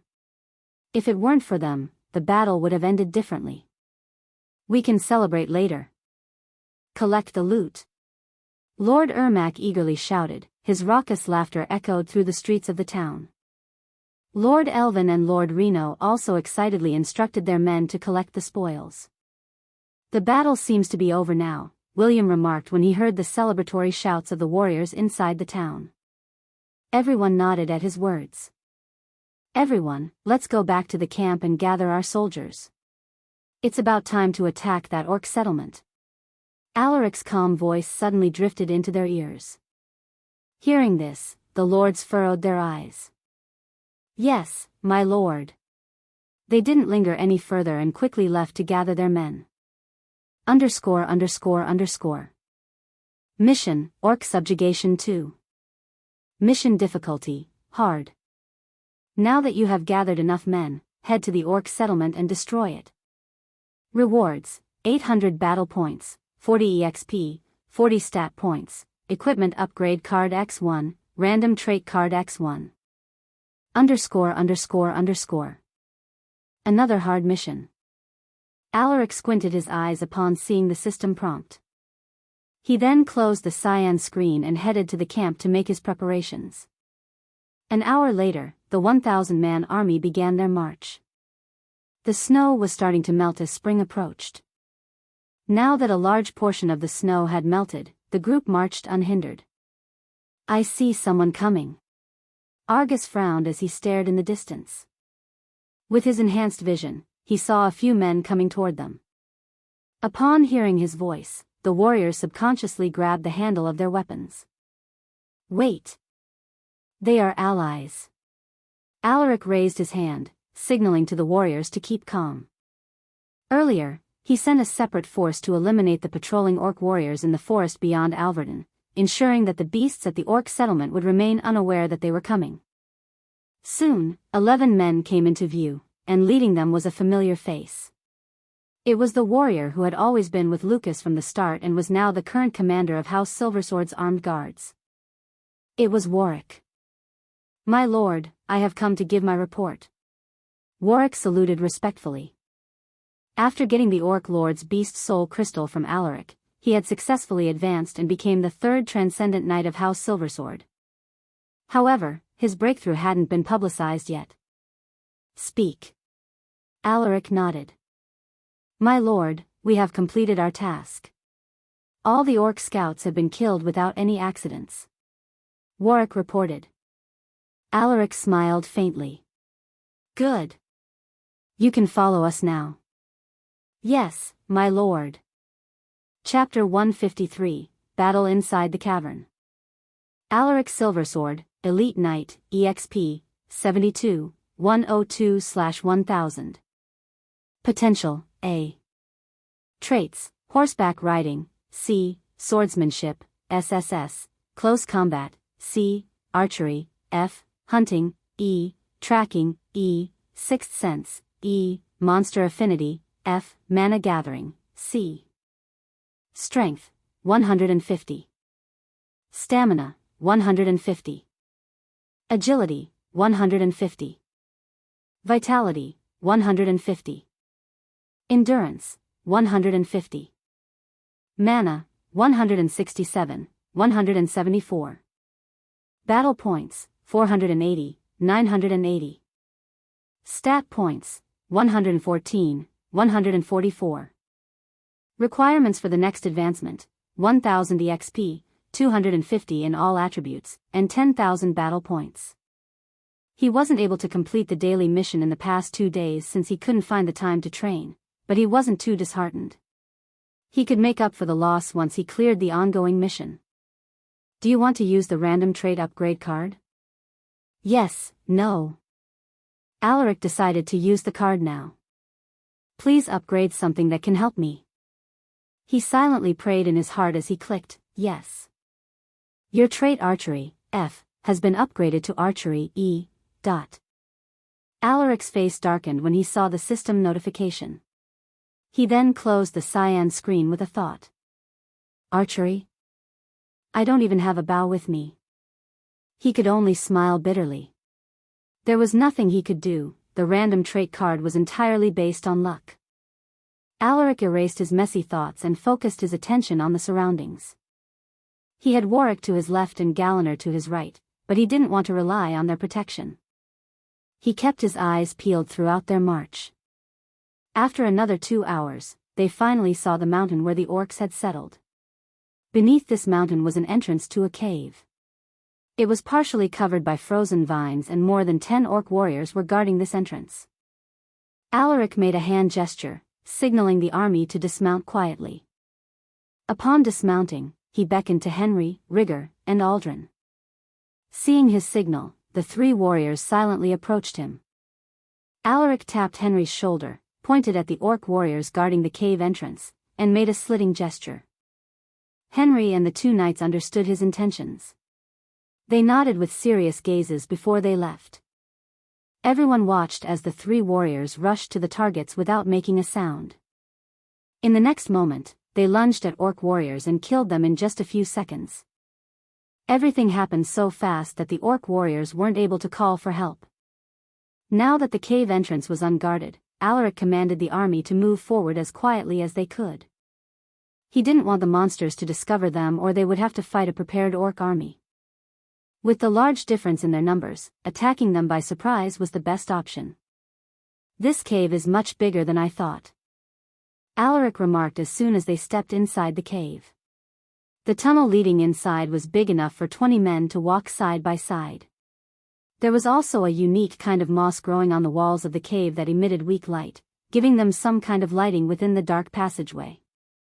Suddenly, they encountered a group of patrolling orc warriors, but they were quickly put down by the crossbowmen and archers. Sue! Sue! Sue! Sue! Sue! Sue! Sue! Sue!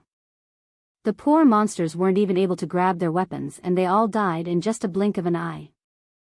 Soon, they arrived at a large cavern where the orcs had built their dwellings.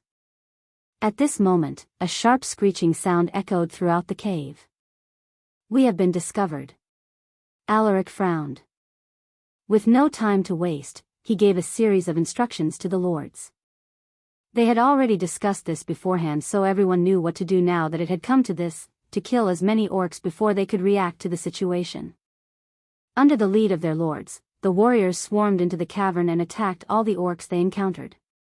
Kill these beasts. Kill them all.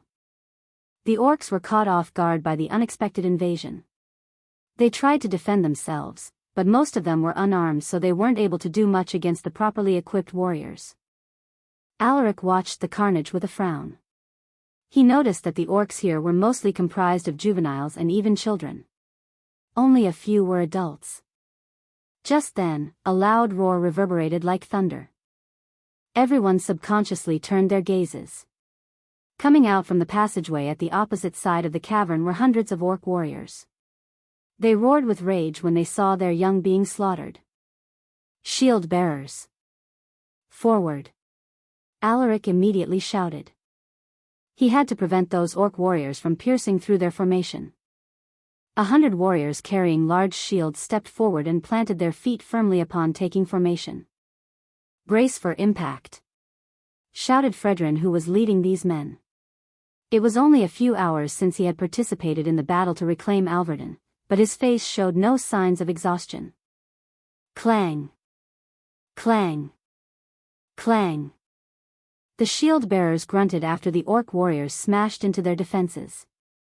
Hold your ground. Don't be afraid. Fredrin's voice drifted into their ears. Hearing his voice, the shield bearers stubbornly resisted the charging orc warriors. At this moment, the commander assigned to lead the ranged units raised his hand and shouted. Release your arrows. Sue! Sue! Sue! Sue! A barrage of arrows and crossbow bolts was fired, piercing dozens of orc warriors, and leaving them with bloody holes in their bodies. Some orc warriors were killed on the spot, but most of them survived the rain of arrows and crossbow bolts. Everyone witnessed the resilience of the orcs, and this made them unnerved. Now it's our turn. Henry looked at the 200 infantrymen behind him and grinned. Warriors of the north, follow me into battle. The old man shouted while raising his sword into the air. Kill them all. Kill the orcs. The infantrymen were fired up and they looked eager to fight. Charge with me. As soon as Henry gave the command, the shield bearers created a path for them. Chapter 154, Battle Intensifies. With Henry at the front, the infantry unit charged toward the orc warriors, resulting in a brutal clash that killed dozens of orcs. The members of the infantry unit were the most skilled warriors in each household, hand-picked by Alaric himself. Most of them were only knight apprentices, but their skills in wielding their weapons had already reached a terrifying level. Faced with these skilled warriors, the monsters were so completely outmatched that the orc generals were forced to intervene. Filthy humans! How dare you destroy our home and kill our kind? An orc general roared furiously as it casually killed a soldier with a smash of its huge hammer. Boom! Henry knew that he had to stop this monster quickly to prevent more casualties. With quick strides, he rushed toward the orc general while killing the orc warriors that stood in his path. In just a blink of an eye, numerous orc bodies lie breathlessly in his wake. Sensing his presence, the orc general angrily pounced at him as it swung its gigantic hammer that weighed over a ton. Boom! Henry nimbly evaded and released a flurry of attacks, leaving deep wounds on the orc general's arms. Roar! The pain made the monster roar, and in its rage, it wildly swung its hammer around. Boom! Boom! Boom! However, no matter how hard it tried, it just couldn't catch Henry's shadow. He was like a slippery eel that could always escape from his grasp. Soon, the monster's movement began to slow down as the injuries and fatigue caught up. Henry didn't waste the opportunity. He lunged at the tired beast and stabbed his sword into its thick skull. Normally, the orc general's tough bones could block this sword, but Henry imbued his sword with mana. Like a hot knife cutting through butter, his sword penetrated its skull without obstruction. KKHSHKK. The huge beast fell to the ground with a heavy thud. The infantrymen were excited to see him kill the orc general so easily, but before they could even celebrate, more orc generals joined the fray. Upon seeing them appear, Henry raised his hand and signaled for the infantry unit to retreat. Their task was only to kill as many orcs as they could while the main force was preserving their strength. Now that more powerful monsters had appeared, it was his cue to retreat. The shield-bearer unit also noticed this, so they immediately opened a path for Henry's troops. Meanwhile, Alaric, who was at the center of the formation, glanced at Geoffrey and his mercenary group. "It's your turn this time, Sir Geoffrey." Hearing this, Geoffrey solemnly nodded his head. He turned around and shouted at his subordinates. "Did you hear him, brothers?" "Yes, boss," the mercenaries replied. "Let's prove ourselves in this battle."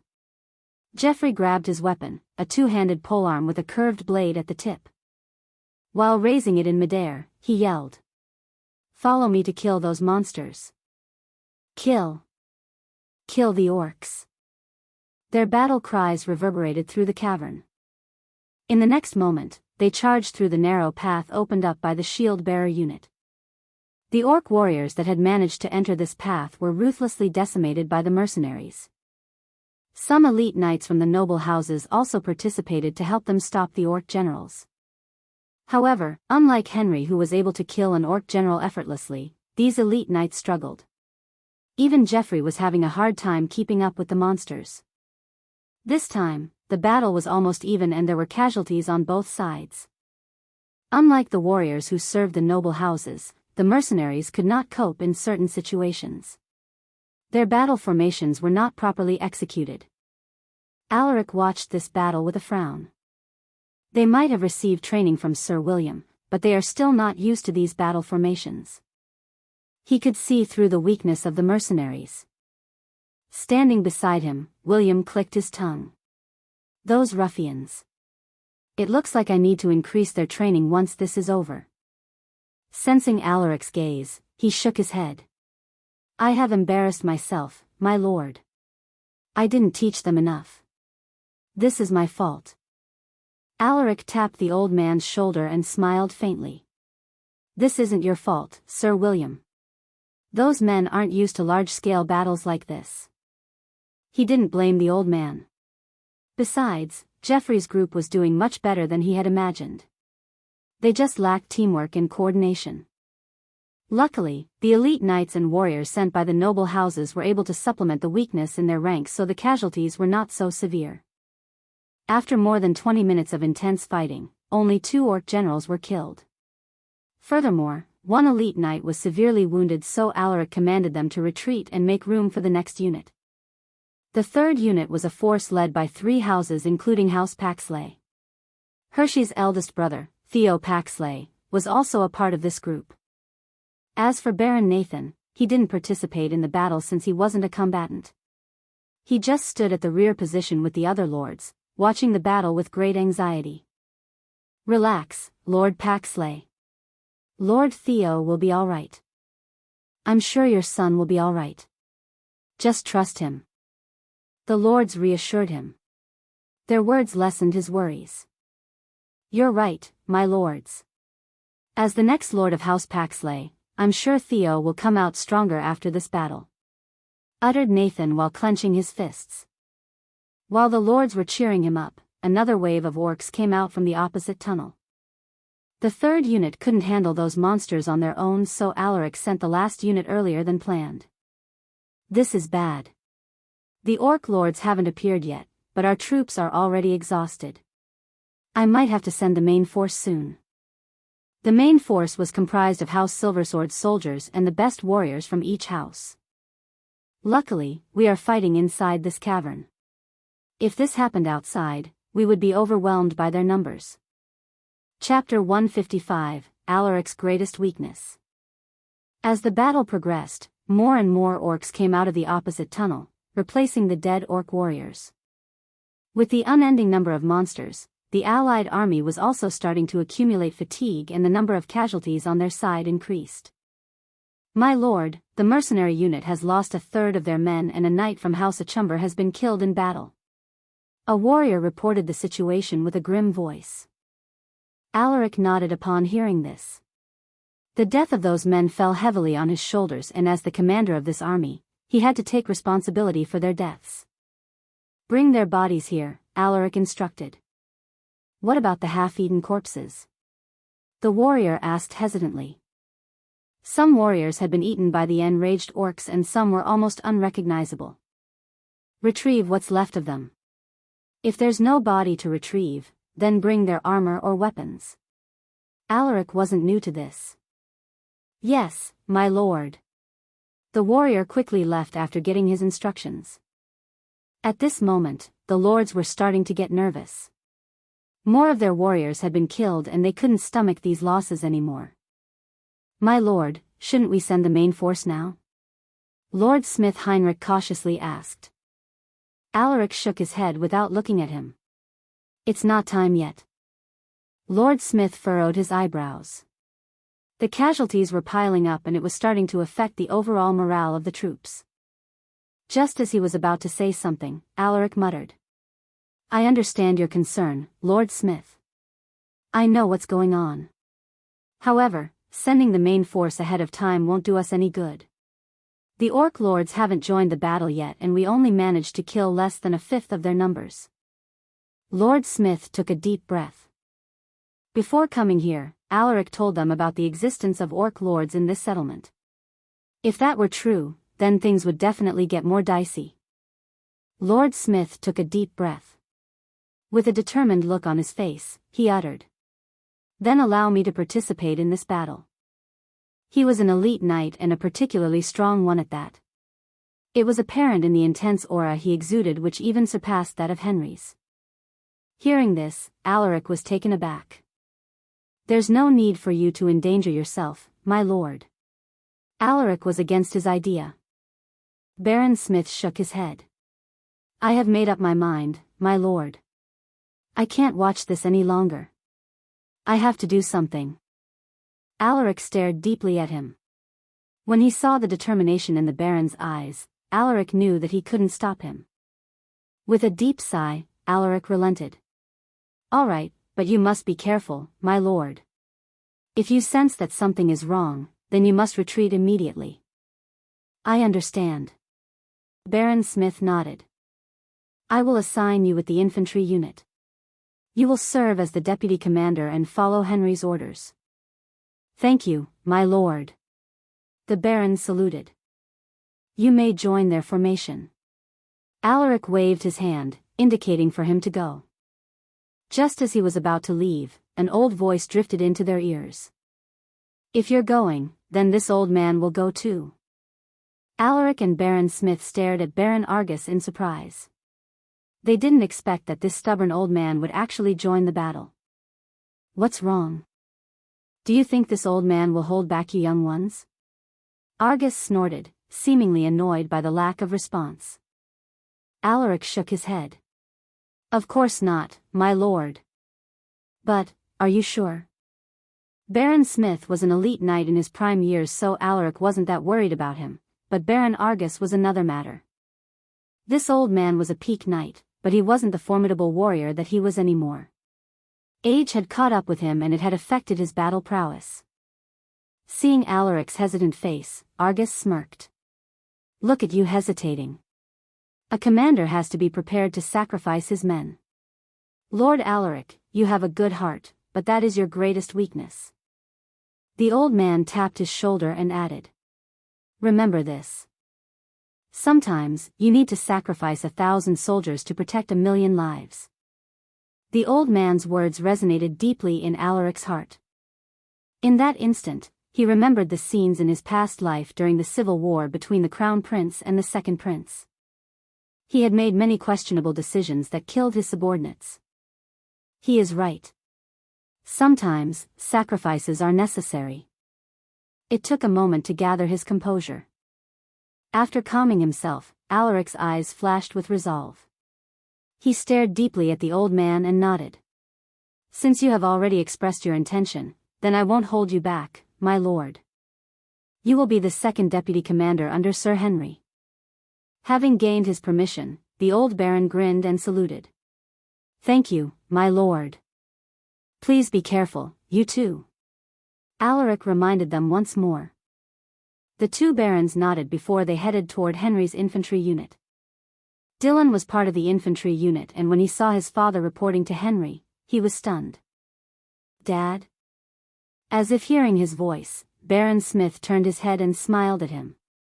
Dylan was at the center of the formation and he couldn't leave without permission from his squad leader. He immediately called his superior. Sir Rigger. Rigger raised an eyebrow when he heard someone calling his name, but when he saw that it was Dylan, his face eased up. What is it, Lord Dylan? He had 20 soldiers under him and Dylan was his deputy squad leader. Sir Rigger, I will leave for a minute. I just need to speak with my father. Dylan uttered with an urgent tone. Rigger followed his gaze and saw Baron Smith chatting with Henry. All right, but you must hurry. Thank you, sir. Dylan was overjoyed. After saluting Rigger, he rushed to his father's side. Ahem. My lord. What are you doing here? Dylan stared at his father with an inquisitive look. Chapter 156, title at the end. What else? To fight those monsters, of course. Baron Smith chuckled lightheartedly. Unlike Dylan, who was full of anxiety, the Baron seemed to be completely relaxed. I know that, but why? You don't need to place yourself in danger. Dylan stared at his father with a worried look. Baron Smith's expression turned serious as he shook his head. He then pointed at the ongoing battle and uttered in a solemn tone. The situation is urgent, and if nothing is done, there will be more casualties. Dylan, as the future Lord of Redunia, there are times when you will be forced to make a choice. Will you save yourself or will you save your people? The Baron tapped his son's shoulder. Go back to your position. We will be fighting soon. Baron Smith didn't give him the time to respond and left without looking back. Dylan could only watch his father leave with a mixture of emotions. Lord Dylan. Rigger's familiar voice pulled him from his thoughts. He turned around and saw Rigger, his squad leader, beckoning, urging him to return. Dylan took a deep breath before he returned to his squad. At this moment, the first row of the shield-bearer unit collapsed from exhaustion while they were covering the retreat of the combat unit. Seeing this, Henry quickly signaled his troops to move forward. Don't push yourselves too hard. Just use the bare minimum of mana and always stay close to your squad. Henry's voice drifted into everyone's ears. The timely response of the infantry unit prevented the further collapse of the shield-bearer unit. The battle raged on. Henry's troops did their best to keep the orc warriors at bay, but everyone was already exhausted and they didn't have enough time to rest. The warriors could no longer bring out their full strength since they were overcome with fatigue. The two barons, Argus and Smith Heinrich, took on more monsters to lessen the burden on the troops. Suddenly, on the opposite side of the tunnel, a slender, red-skinned orc appeared. On its right hand was a bone sword that seemed to be made using the spine of an unknown creature. As soon as the red-skinned orc appeared, the atmosphere abruptly changed. The orcs became more aggressive. An orc lord. Henry's face fell upon seeing this monster. He had seen a similar monster in Alverton during the first orc attack. It was so powerful that it took the combined effort of a few peak elite knights to take it down. Even Sir Galliner and Sir Warwick were severely wounded after fighting a monster like this. Fighting it alone is no different than suicide. Sweat trickled down his face as he observed the monster's movements. You can't fight it on your own. A voice echoed behind him. Lord Smith? Henry stared at the Baron in surprise. Smith Heinrich nodded to him and muttered. Sir Henry, the main force should be on the move now that this monster has appeared, but we must buy them some time. Otherwise, our warriors will become its prey. I understand. Then please assist me, my lord. Let's try our best to hold back that monster. Henry knew that he was right. I was waiting for you to say that. Smith chuckled. In the next moment, the orc lord suddenly appeared before them, brandishing its bone sword, causing a sharp whistling sound in the air. Whoosh! Henry narrowed his eyes. He had been keeping watch on the monster, so he immediately sensed its attack. He lifted his sword and parried the monster's bone sword. Clang!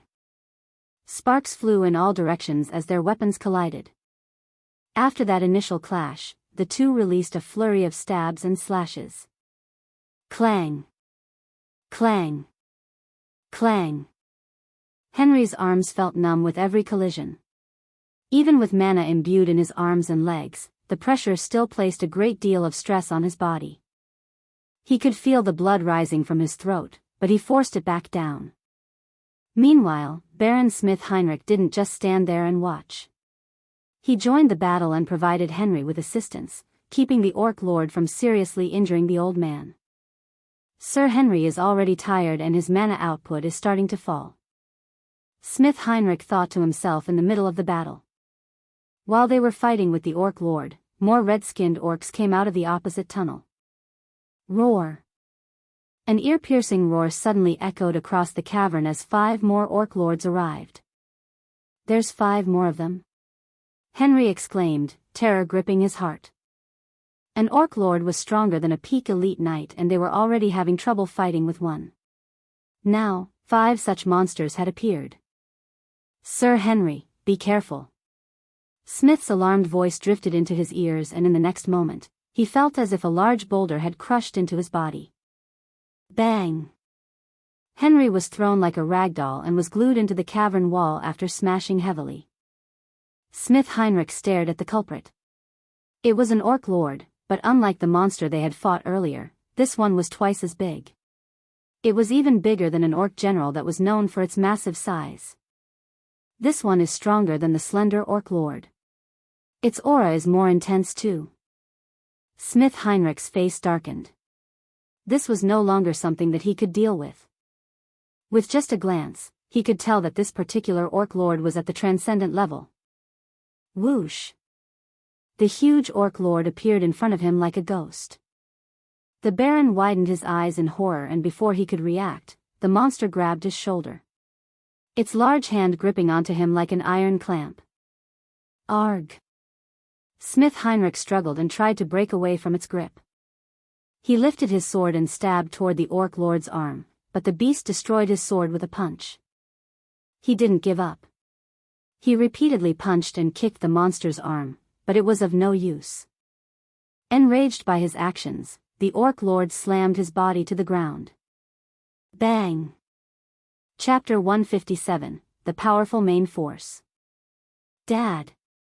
Dylan's eyes went bloodshot when he witnessed this scene. He abandoned his squad and rushed toward his father. Lord Dylan. Get back here. It's dangerous there. Rigger's voice fell on deaf ears. Dylan was consumed with rage and despair. The only thing on his mind right now was to save his father.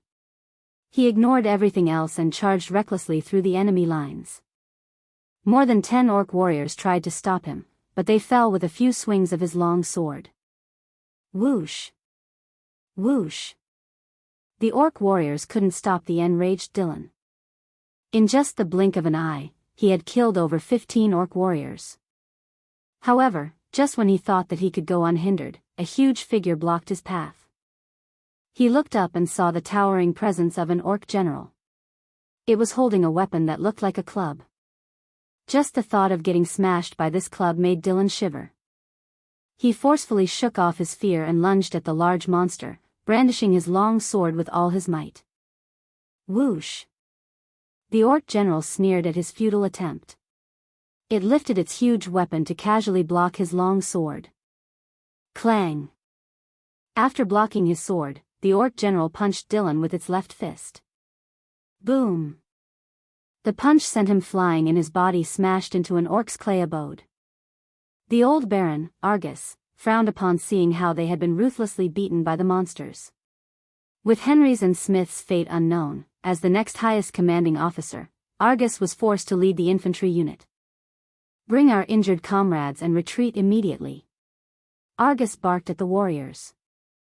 He gave a series of commands, making sure that everything was in order. His timely response prevented further confusion and the infantry unit was able to retreat without much casualties. Argus went to grab Henry and Smith Heinrich. Damn it. This is the fastest I've run in my entire life. He cursed in his heart as he carried the 2 unconscious elite knights into safety. They are still breathing, but their pulse is weak. They need immediate treatment. He frowned when he sensed the terrible condition of the 2 warriors. Just then, a shadow suddenly appeared in front of him, blocking his path. Argus took an abrupt halt as he stared at the towering red-skinned orc lord. This was the beast that had taken down 2 powerful elite knights. No matter how confident he was with his skills, there was no way he could surmount realms to fight this monster. Damn!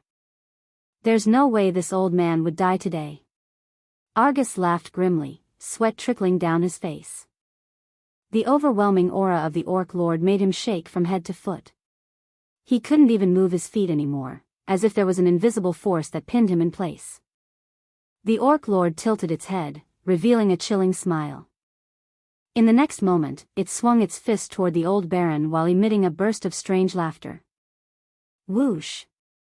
Just when he thought that they would be killed, he saw a familiar figure appearing beside the orc lord. Sir Galliner. The orc lord also sensed the arrival of a formidable foe, but it was a second late to react. Galliner's kick struck its face, sending it crashing to the wall. Bang! Retreat immediately. Leave the rest to us. Galliner sent the old baron a deep look before he rushed in the orc lord's direction. Baron Argus heaved a deep sigh. Without looking back, he went to grab Dylan, who had also fallen unconscious before he retreated into safety with the infantry unit. Baron Argus grabbed a medical practitioner and pointed at the 3 people he had saved. Please prioritize these 3. They are gravely wounded. The medical expert was stunned after being suddenly yanked, but when he saw that it was the old Baron, he forcefully swallowed his anger. "I'll see what I can do, my lord." Argus nodded with a grave look. He then turned his head. The main force had already clashed with the orcs and a brutal slaughter followed. Under Alaric's leadership, the main force destroyed all the orcs in their path, piercing through the enemy formation with unstoppable momentum. That old man. Argus squinted his eyes as he looked at the old man who was currently fighting 2 orc lords. "Sir William? How is this possible?" His eyes widened in shock and disbelief. He had heard about William's recovery, but there was no news about his advancement to Transcendent. Wait. There's another Transcendent. Baron Argus stared at Warwick, who was also fighting against 2 orc lords. "Sir Warwick is a Transcendent too. Just how many Transcendents do they have?" "Lord Lucas, Sir Galliner, Sir Warwick, and if Sir William is included, they have 4 Transcendents." Insane. It wasn't just him, the lords of the noble houses were also flabbergasted. They all thought that Galliner was the only Transcendent after Lucas. Awesome. So awesome. Lord Nathan's eyes twinkled after they had revealed their powers. This further solidified his desire to latch onto the coattails of House Silversword. Honor? Who cares about honor? Can that be eaten? Lord Nathan clenched his fists as he watched the battle unfold. The main force displayed their strength.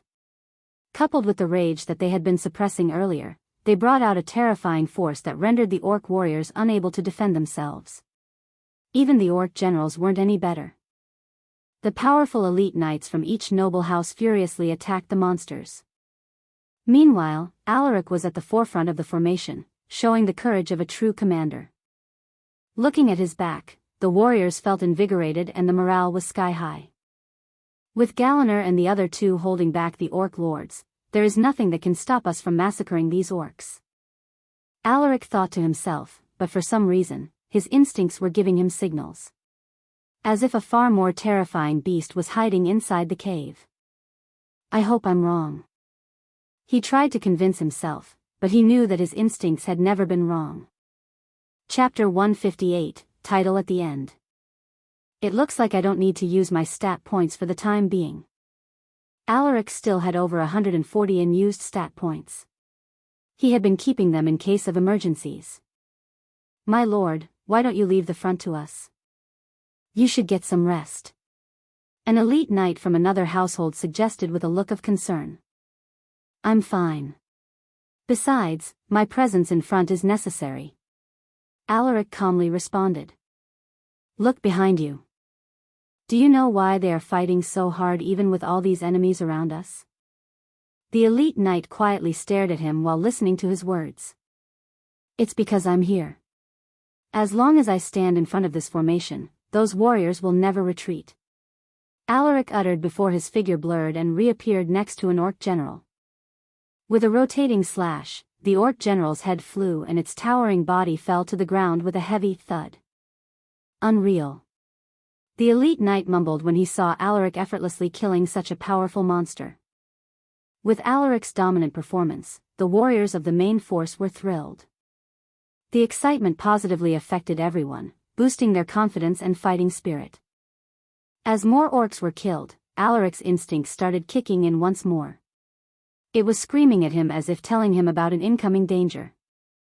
In the next second, the caverns suddenly trembled, and a deep, booming voice echoed. Humans. You have enraged this king.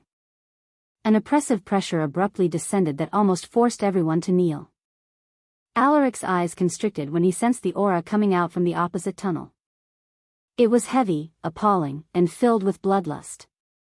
A large hand grabbed the edges of the opposite tunnel, and soon, a huge figure twice the size of an orc general came out. It had a mixture of red and dark purplish skin covering its humongous body. On top of its head was a pair of long, curved horns that were as sharp as swords. There were also black scales on its arms and legs that looked like steel plates. As soon as this creature emerged, Alaric widened his eyes in disbelief. Orc King. There's actually an Orc King here. There were cases when Orc Lords evolved into much stronger beings, but this took a long time and a large number of sacrifices. In every 1 million orcs, only one Orc King appears. That was how rare they were. This was a peak disaster grade monster, a creature close to becoming a calamity grade. The latter were monsters that could threaten several cities if not contained immediately. Sir Galliner, Sir Warwick, Sir William. Alaric called out with a grim expression. The three Transcendents abandoned their targets and rushed to his side after hearing his call. My lord. We await your orders. Alaric stared deeply at the Orc King and uttered. Change of plans. You three will attack the Orc King. We will handle the Orc Lords. This was the only option for them since no one else could fight the Orc King other than Transcendents. I obey. Galliner nodded without complaint. Yes, my lord. Answered Warwick after taking a deep breath. Meanwhile, William hesitated for a moment before he nodded. I will do my best. Alaric gave them one last look before he made a hand gesture, signaling for them to make a move. Seeing his signal, the three Transcendent Knights immediately rushed toward the Orc King. Meanwhile, Alaric issued a series of commands to the squad leaders. He also sent a messenger to inform the resting units to offer assistance. This could be the final battle, so they had to use everything that they had. I have to use my stat points now, but which attribute should I increase? His mind spun as he thought about which one to choose. My strength is still lacking compared to an Orc Lord, but it's not what I need right now. This could be a prolonged battle, so having a higher stamina is a must. My mana needs to be upgraded too. But what about my agility? Having faster reflexes could help me react better to any situation. Damn!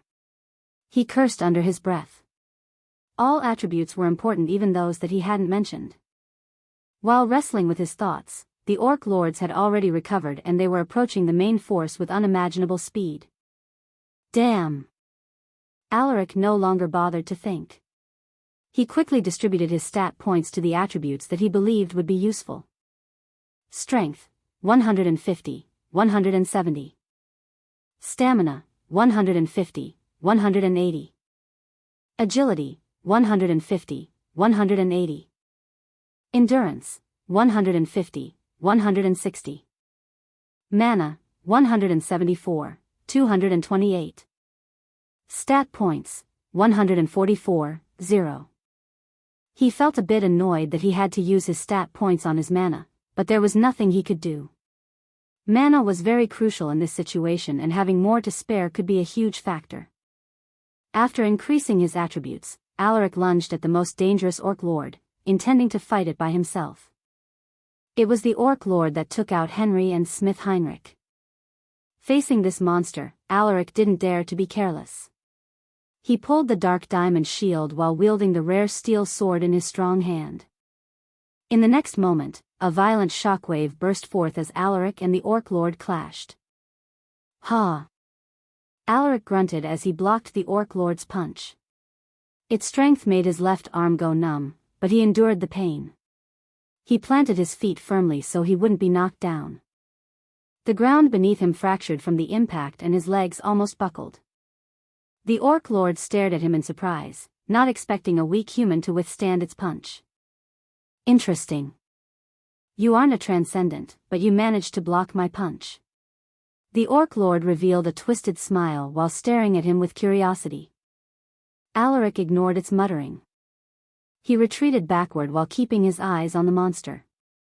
The Orc Lord licked its lips and laughed wickedly. I wonder what you'll taste like. Kakeek.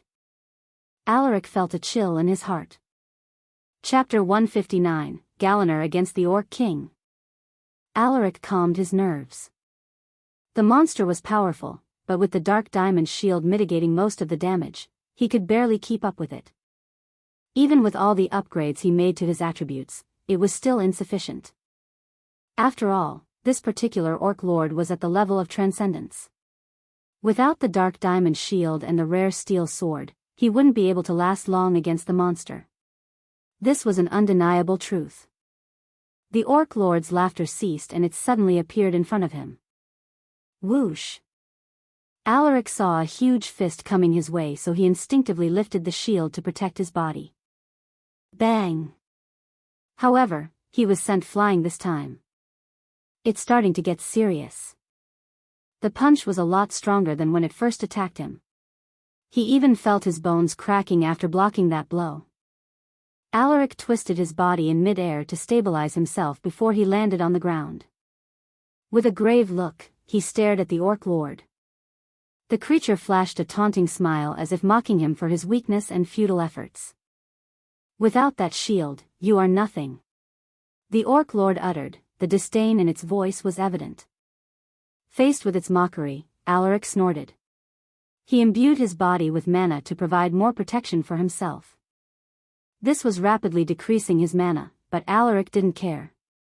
Just one direct hit from the monster could kill him, so he would rather use his mana for additional protection. He then poured more mana into his sword, activating its hidden power. With a forceful slash, an invisible sword wave shot toward the Orc Lord, slicing through the air. Whoosh! Alaric felt the sharp decline in his mana after he had released that slash. Normally, only Transcendent Knights could pull off this move, but the rare steel sword allowed him to use this ability. The smile on the Orc Lord's face vanished when it sensed the approaching danger. It grabbed the ground, peeled off a large chunk of stone, and threw it in Alaric's direction. Bang!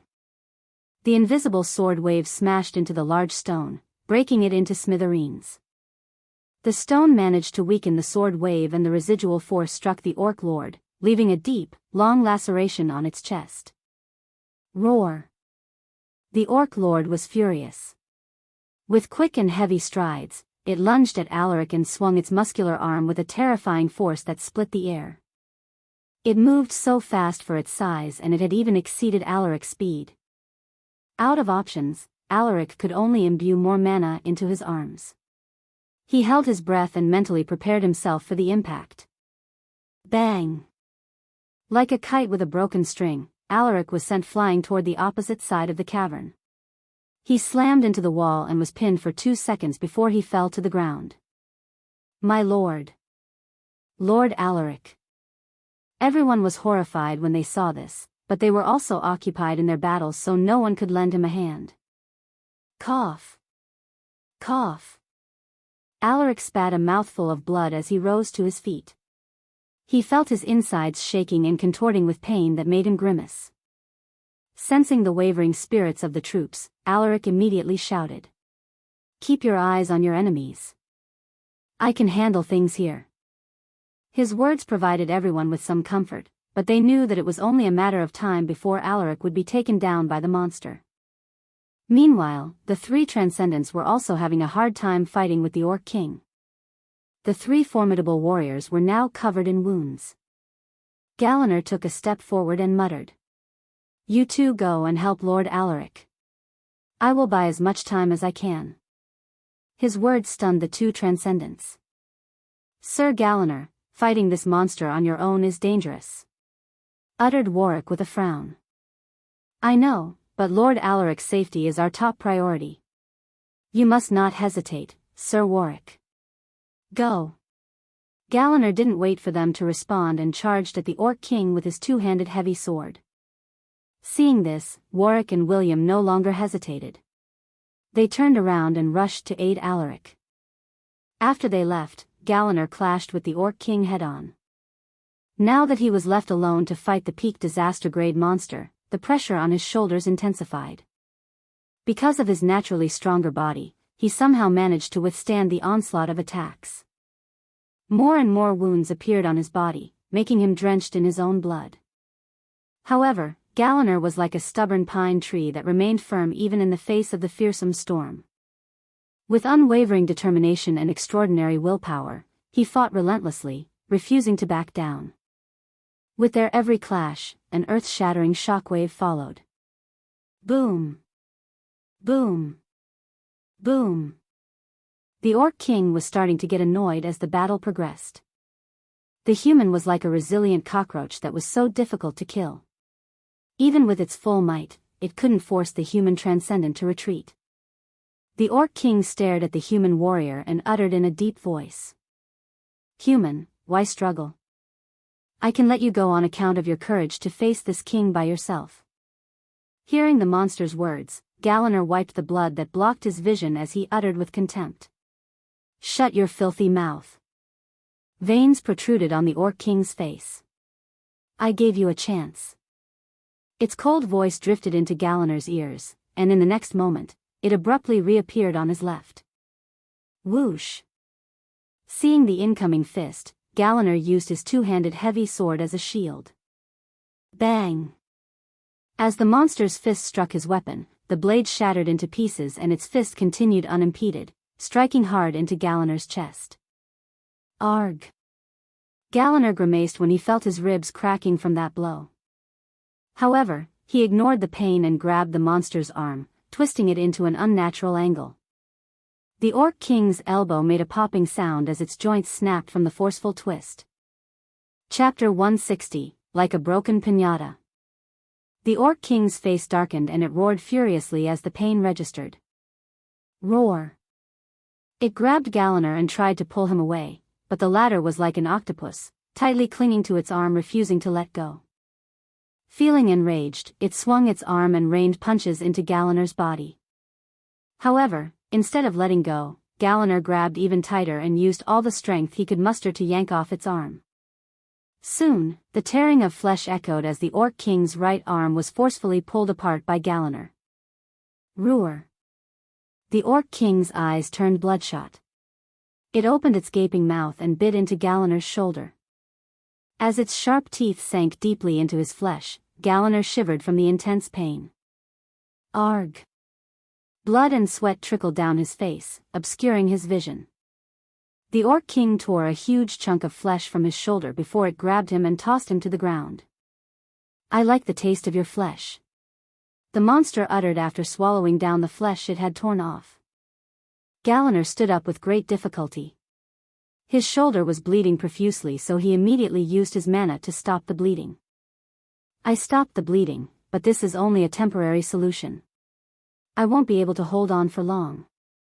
His weapon was broken and he could hardly stand on his feet.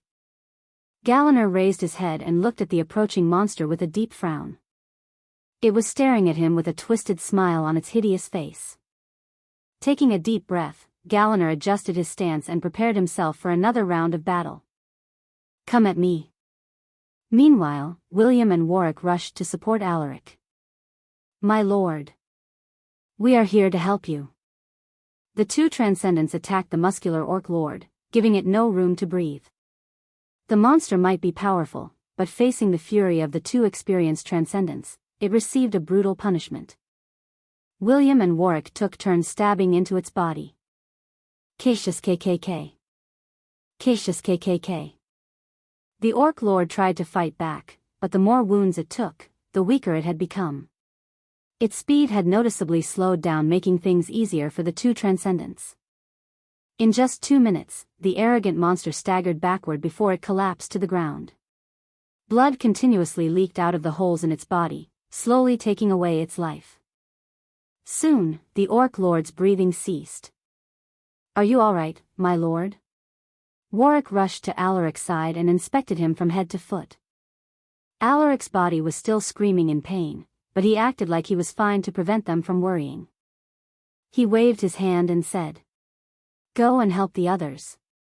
I'm fine." Hearing his words, Warwick nodded. "Yes, my lord." The situation was urgent, so the two transcendents didn't waste any time and left to take care of the remaining Orc Lords. After they left, Alaric searched for the Orc King. He saw that Galaner was still fighting with the monster, but when he saw the transcendent's condition, Alaric's face fell. "Galaner." He moved his feet and rushed in their direction. "Sir Galaner." Alaric called out as he threw his rare steel sword and the dark diamond shield toward his direction. Seeing this, Galaner jumped and caught them in midair. He could feel the potent power of the sword and the shield as he held them in his hands. When he injected them with mana, the inscriptions lit up, bursting forth with incredible power. Fear flashed in the Orc King's eyes when it sensed the power coming from the equipment. At that moment, the monster thought about fleeing, but before it could escape, Galliner lunged forward while brandishing the rare steel sword.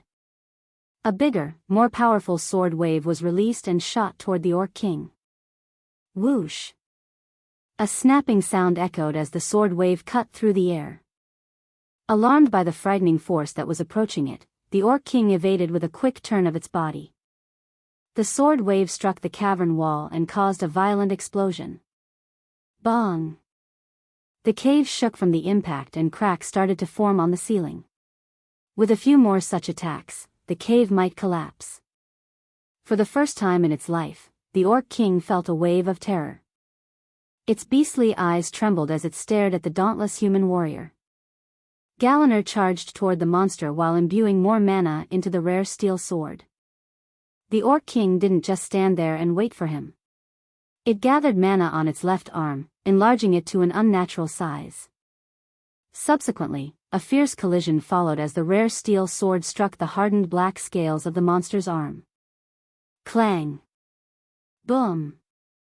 Galliner's hair danced wildly as a violent shockwave erupted across the cave. My mana is almost drained. I need to end things quickly. His face turned pale as he injected more mana into the sword. The Orc King noticed this and it immediately bombarded him with heavy punches. Bang! Bang! Bang!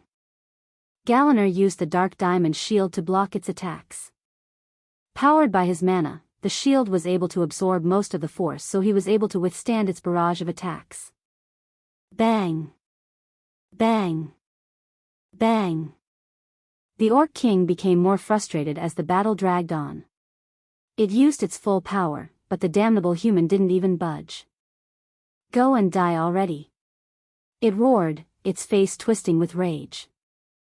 Galliner sensed that it was getting restless, which also allowed him to see more openings in its defense. Suddenly, he slapped its arm with the shield and used the momentum to swing the rare steel sword. This time, an even bigger sword wave was released.